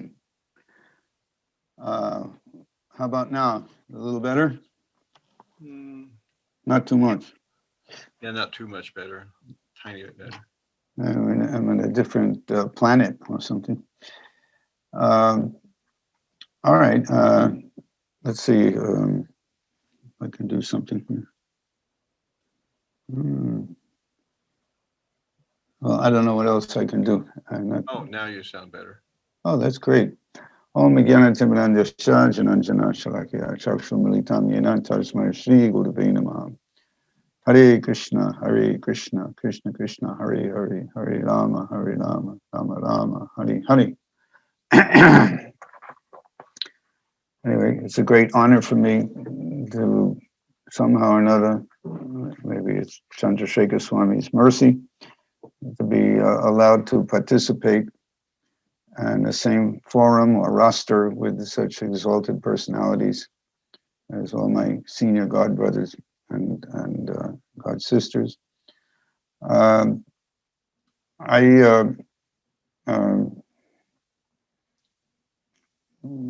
was reading in Chaitanya Charitamrita, coincidentally, I suppose, that Haridas Thakur, this is in the Glories of Haridas Thakur, section Antya Lila, chapter 3, and text 50, that Lord Chaitanya was very much unhappy because he wanted to know how the Malechas and Yavanas could be saved, could be redeemed, and liberated from the lower modes of nature, which so blatantly, in fact, they explained in the purport that Yavana doesn't just mean a certain part of the world or a certain race. It means a certain low culture, typified by eating the cow and performing other sinful activities. He also threw in the term malechas. So Yavanas and malechas, just as there could be Aryans outside of Germany or outside of India, but there could also be lots and lots of Yavanas and malechas all over the place. And those are us, in many of our cases, coming from the Wild West, and still, at least in my own case, somewhat handicapped by being brought up as a Western genuine Yavana or Malecha, or both of them. So Lord Chaitanya was unhappy, and he's asking Haridas Thakur, how can they be saved? How can they be uplifted? And Srila Prabhupada, in these purports, in this section, he makes a very important point that real service is to help Lord Chaitanya become relieved of his unhappiness. It kind of reminds us also of Prahlad Maharaj, Soche Ditvam Vimutachet, what is it? He's not unhappy, but he's unhappy because of the unhappiness of others. Sava dukkha dukhi, we hear. So Srila Prabhupada in the purports, he really gives a very inside look at the feel, actually, of the mood and mission of Srila Prabhupada, of his mood and mission, is to help Lord Chaitanya become relieved. And how can one help if one himself must be an expansion of Lord Chaitanya, must be an emissary of Lord Chaitanya, who also feels exactly the same way. And Prabhupada makes the point very strongly in 2 or 3 purports in that section, which I don't have time to read, but I was very inspired by it. And I also recognized that it does bring out the mood and mission of Lord Chaitanya and Srila Prabhupada. And I guess my contribution this evening is to mention how, as many of us, but at the very, very get-go of the movement, I don't know, Prabhupada writes in one of the purports, these Malechas and Yavanas, they're coming to us, and they're becoming purified, and they're becoming Vaishnavas and devotees. Prabhupada even told Allen Ginsberg, when the poet said, you really think you could make these hippies into Vaishnavas? And Prabhupada said, and it might seem like he's reversing the hierarchy here, but Prabhupada told Allen Ginsberg, who knew something about India and Indian culture, although he was our great leader of degradation, but he was also quite intellectual and, of course, a great poet. And and Prabhupada answered, yes, and not only that, we'll also make them brahmanas. And then, I think this is even in Devāmṛta and Prabhupada, and Allen Ginsberg was kind of skeptical and consulted a little bit with Hayagriva. But the thing is that in my own case, it wasn't something just institutional or something just public. It was something very, very personal. And that I had direct experience, and unfortunately I was not mature enough, or I was not together enough, as we would say, or not intelligent enough, or whatever word you want to use, to be able to really appreciate what was happening at the time. But it was so striking that probably I've shared this with a number of you, but I think it brings out this idea of how Lord Chaitanya is unhappy to see the suffering and the degradation of the Malechas and Yavanas. And Srila Prabhupada was just as unhappy about that, really not happy about that. And that came out when he was not successful in convincing me to join on the spot, probably sometime in November of 1966. And again, I mean, I'm sorry if I'm repeating myself. I've said this dozens and dozens of times, but when I was in a particularly desperate situation, and I said, Swamiji, I work so hard. I'm like you. I also am spreading the word. Om, Hare Krishna. You know, I go around and I work hard all day long and nobody gives me any money. I can't maintain myself. This is what Prabhupada had to deal with.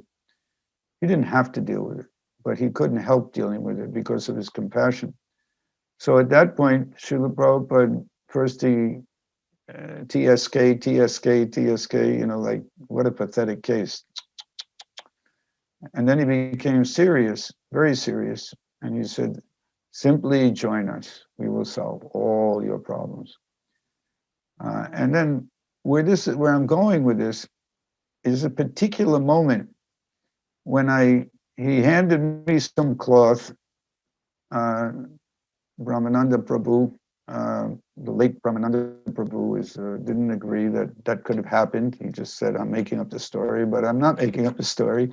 I was handed some cloth from Srila Prabhupada with the idea that I was supposed to join, and I didn't know what to do with the cloth. And should I put it on him? I had no idea how to deal with it. It really, I went through a lot of, as we used to say, changes about it. And I kind of put the cloth down, and I started walking backwards towards the door. And as I walked towards the door, I said, Swamiji, I'm not quite ready. And Prabhupada followed me to the door and with his hand on the frame of the door, and distinctly remembered tears coming out of his eyes. He said, please come back, like that. And I was so rascal, I slipped away. And I almost got killed when I went out in the street. It wasn't at all a good neighborhood at that, no, it was 1966, the Lower East Side. But at any rate, it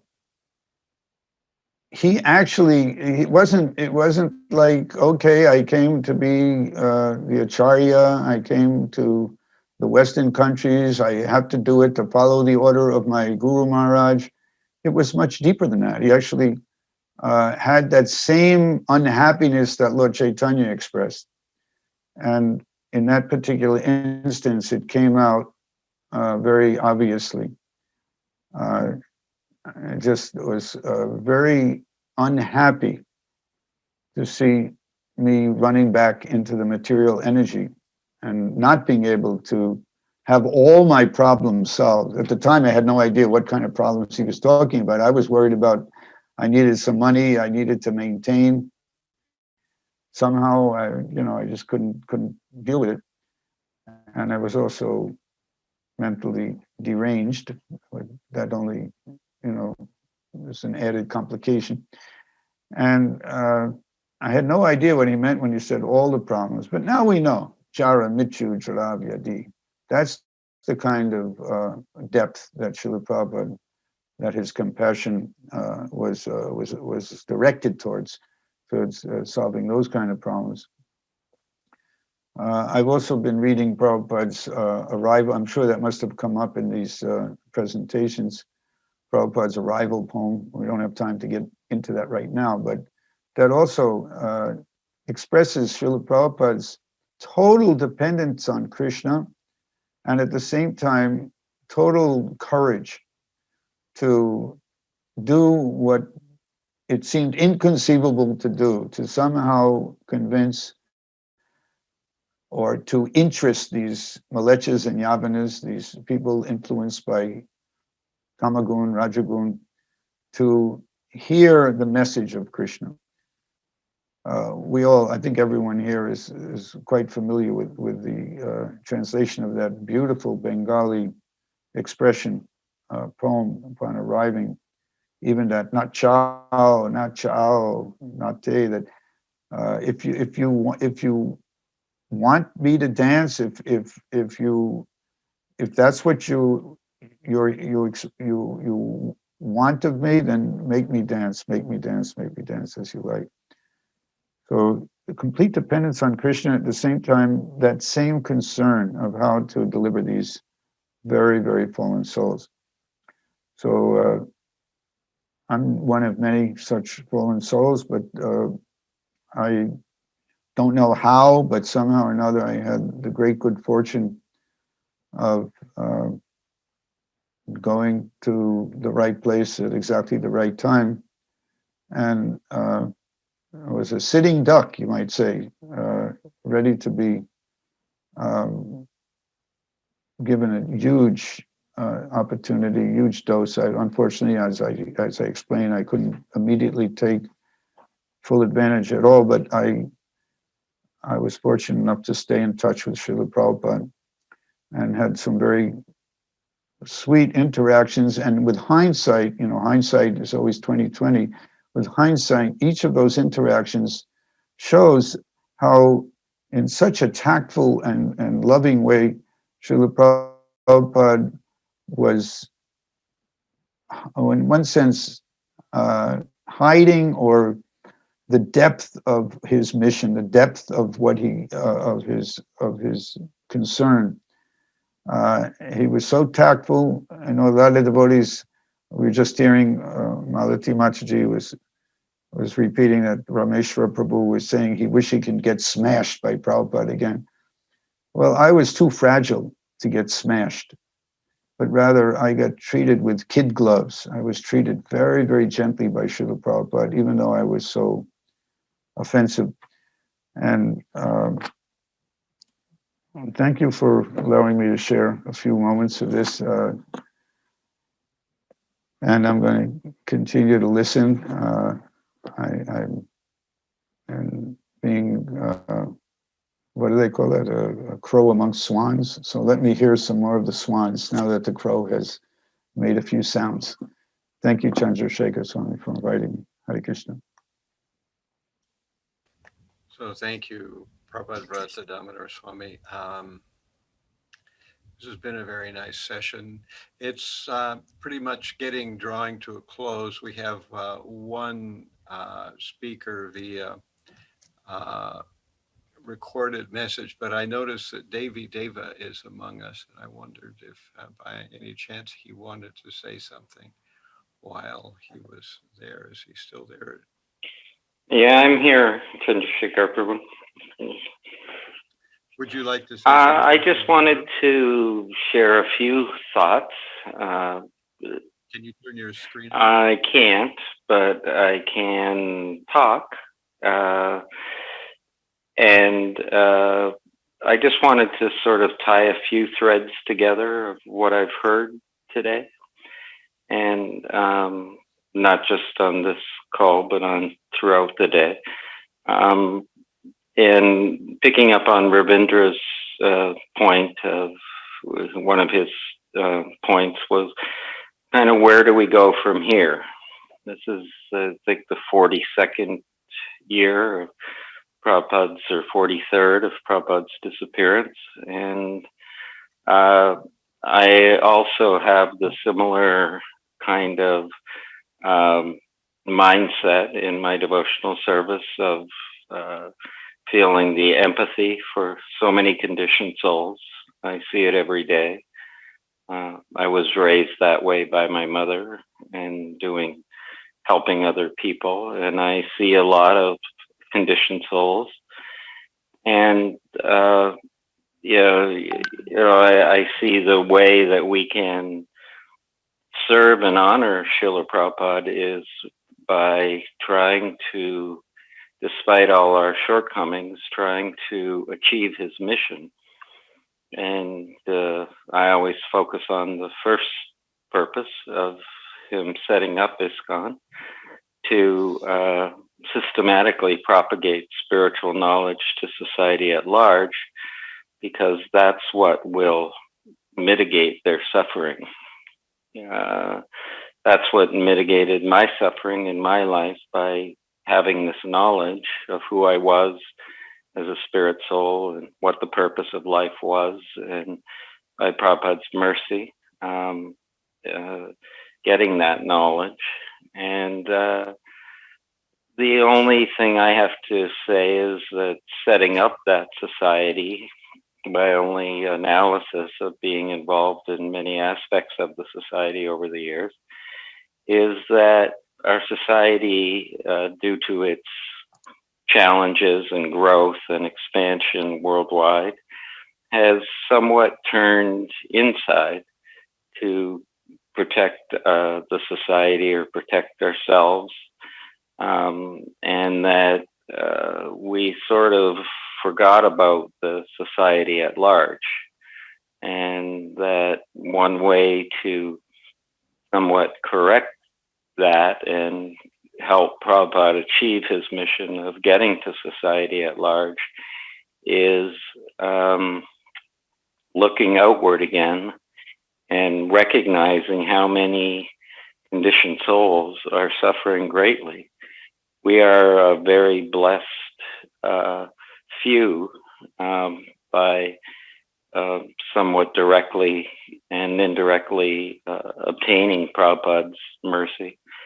But there's a lot of people out there who are suffering a lot, and I would just encourage all of us to look outward again, and those also, in my case, and in many of my God brothers and God sisters' cases, those were the happiest times when we were reaching out to society at large and trying to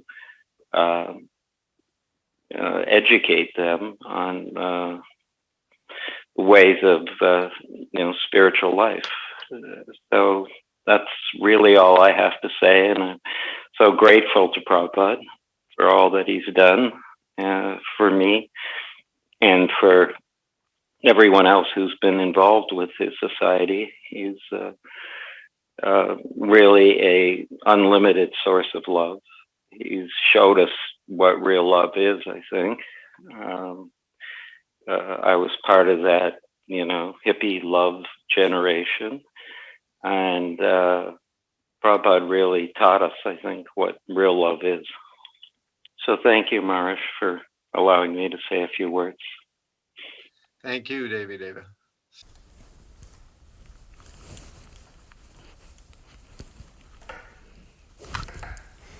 Let's see, I want to talk about, what I really want to talk about is the importance of having a spiritual, genuine, bona fide spiritual master, and the implications that is in your own development. Sounds good, right? Yeah. Okay, so you're live. I'm live? Yeah. Okay, Hare Krishna. Speaking, this is Srila Prabhupada's Disappearance Day, and it's, as we all know, we celebrate the appearance and we celebrate the disappearance, because it's all about the celebration of having the association of a pure devotee. And, what I want to speak about a little bit is the importance of having a bona fide spiritual master, and the effects that have on your spiritual development. Because the having the association of a spiritual master, that's personal. That's a lot different than studying philosophy or getting a nice understanding in a philosophical sense. And having the personal association and the personal guidance, that's how attachment to the spiritual master develops. And attachment to the spiritual master is what we call love also. So when that attachment and love for the spiritual master is developed and matured, then because of the grace of the spiritual master, one can make spiritual advancement. We cannot just love the philosophy. Somebody say, "Oh, I love the philosophy." It's not actually realistic, We can develop love for the persons, devotees, and the personality of Godhead. That's how the love develops, by association and by practice. And in an advanced stage, the love and the ecstasy is the same thing. Not that love is a small thing over here and our ecstasy is the big thing over here. No, they're the same thing. And that can develop by association, by practice. We have to follow the lead. This is how we make spiritual advancement. We may not be spiritually advanced in the beginning ourselves. Generally, that is the case. Even for Srila Prabhupada is a good example. He was born a Vaishnava in a pure devotee, his father, his mother, a pure devotee home. And so from the very beginning of his life, he had all of this guidance. But we find that also Srila Prabhupada was a pure devotee. He still had to take shelter of his spiritual master, Srila Bhaktisiddhanta. So although somebody may be qualified, he still have to find the bona fide spiritual master to make his life perfect. And that is the way Krishna directs us to do. If you want to learn the truth, just try to approach a bona fide spiritual master. So that formula has been around since the beginning of time. And so one who is wise, he can take shelter of Krishna's teaching that you have to find the bona fide spiritual master. As soon as you are genuine, if you're genuine, then the bona fide spiritual master you will find by Krishna's arrangement. It is said that by the grace of Krishna, that's how one gets a bona fide spiritual master. When you have a bona fide spiritual master, you're not on the level of mental concoction. Whatever you think. Because the conditioned soul, the mind is contaminated. So how are you going to find perfect knowledge with a contaminated mind? So that is where your mind and your consciousness become purified by taking shelter of the spiritual master. Then you can learn the importance of taking shelter of the spiritual master. You learn the importance of the Lord's devotee.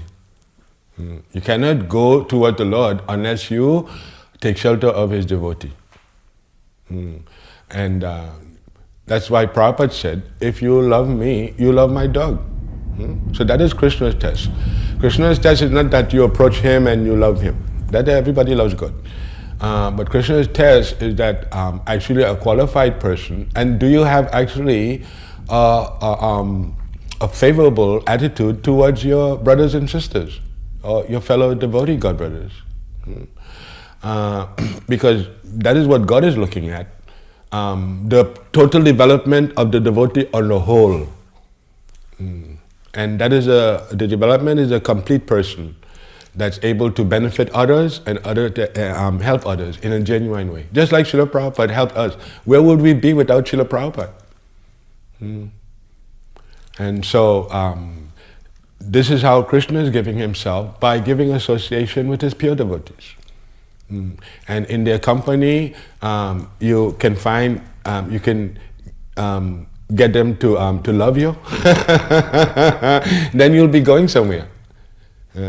But if you don't have devotees to love you and to care for you and to guide you, then you're alone.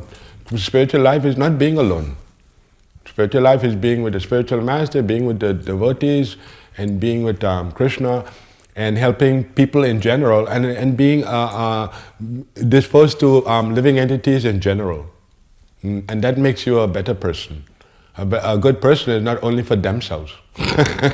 Like we saw in Srila Prabhupada, he was an older person, but still he had it in him to travel so far with no facility to give it to us.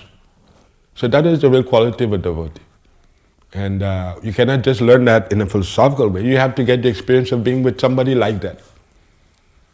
And being in, that's what's called devotee association. So you associate with the spiritual master, you've been very fortunate to get that association. You associate with your god brothers, god sisters, you're very fortunate to get that association. And you'll see, the more association you get, quality association, that how the love and the ecstasy will develop from that. And that is the value of the Srila Prabhupada association and the association of the bona fide spiritual master in general. And so Prabhupada has already done his work. And he's already moved on. Now we have to follow in Srila Prabhupada's footsteps and do the needy.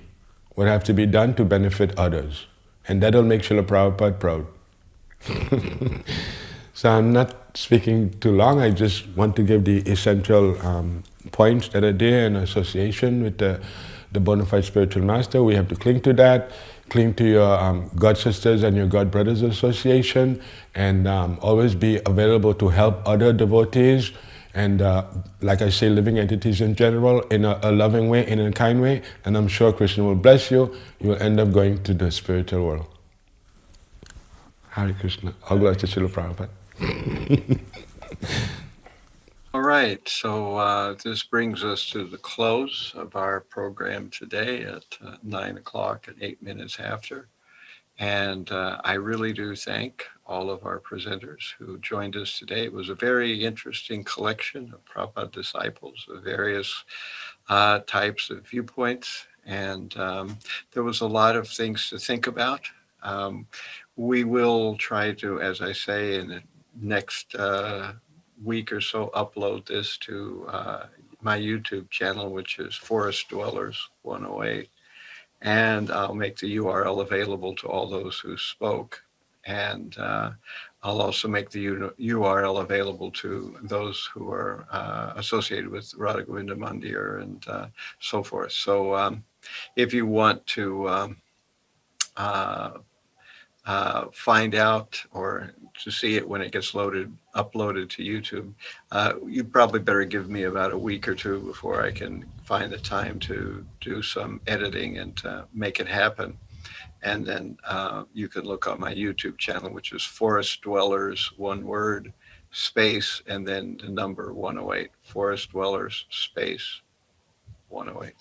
So thank you all. And we will see each other in our various services and go on serving Prabhupada and trying to understand how to really follow in his footsteps and do what we need to do.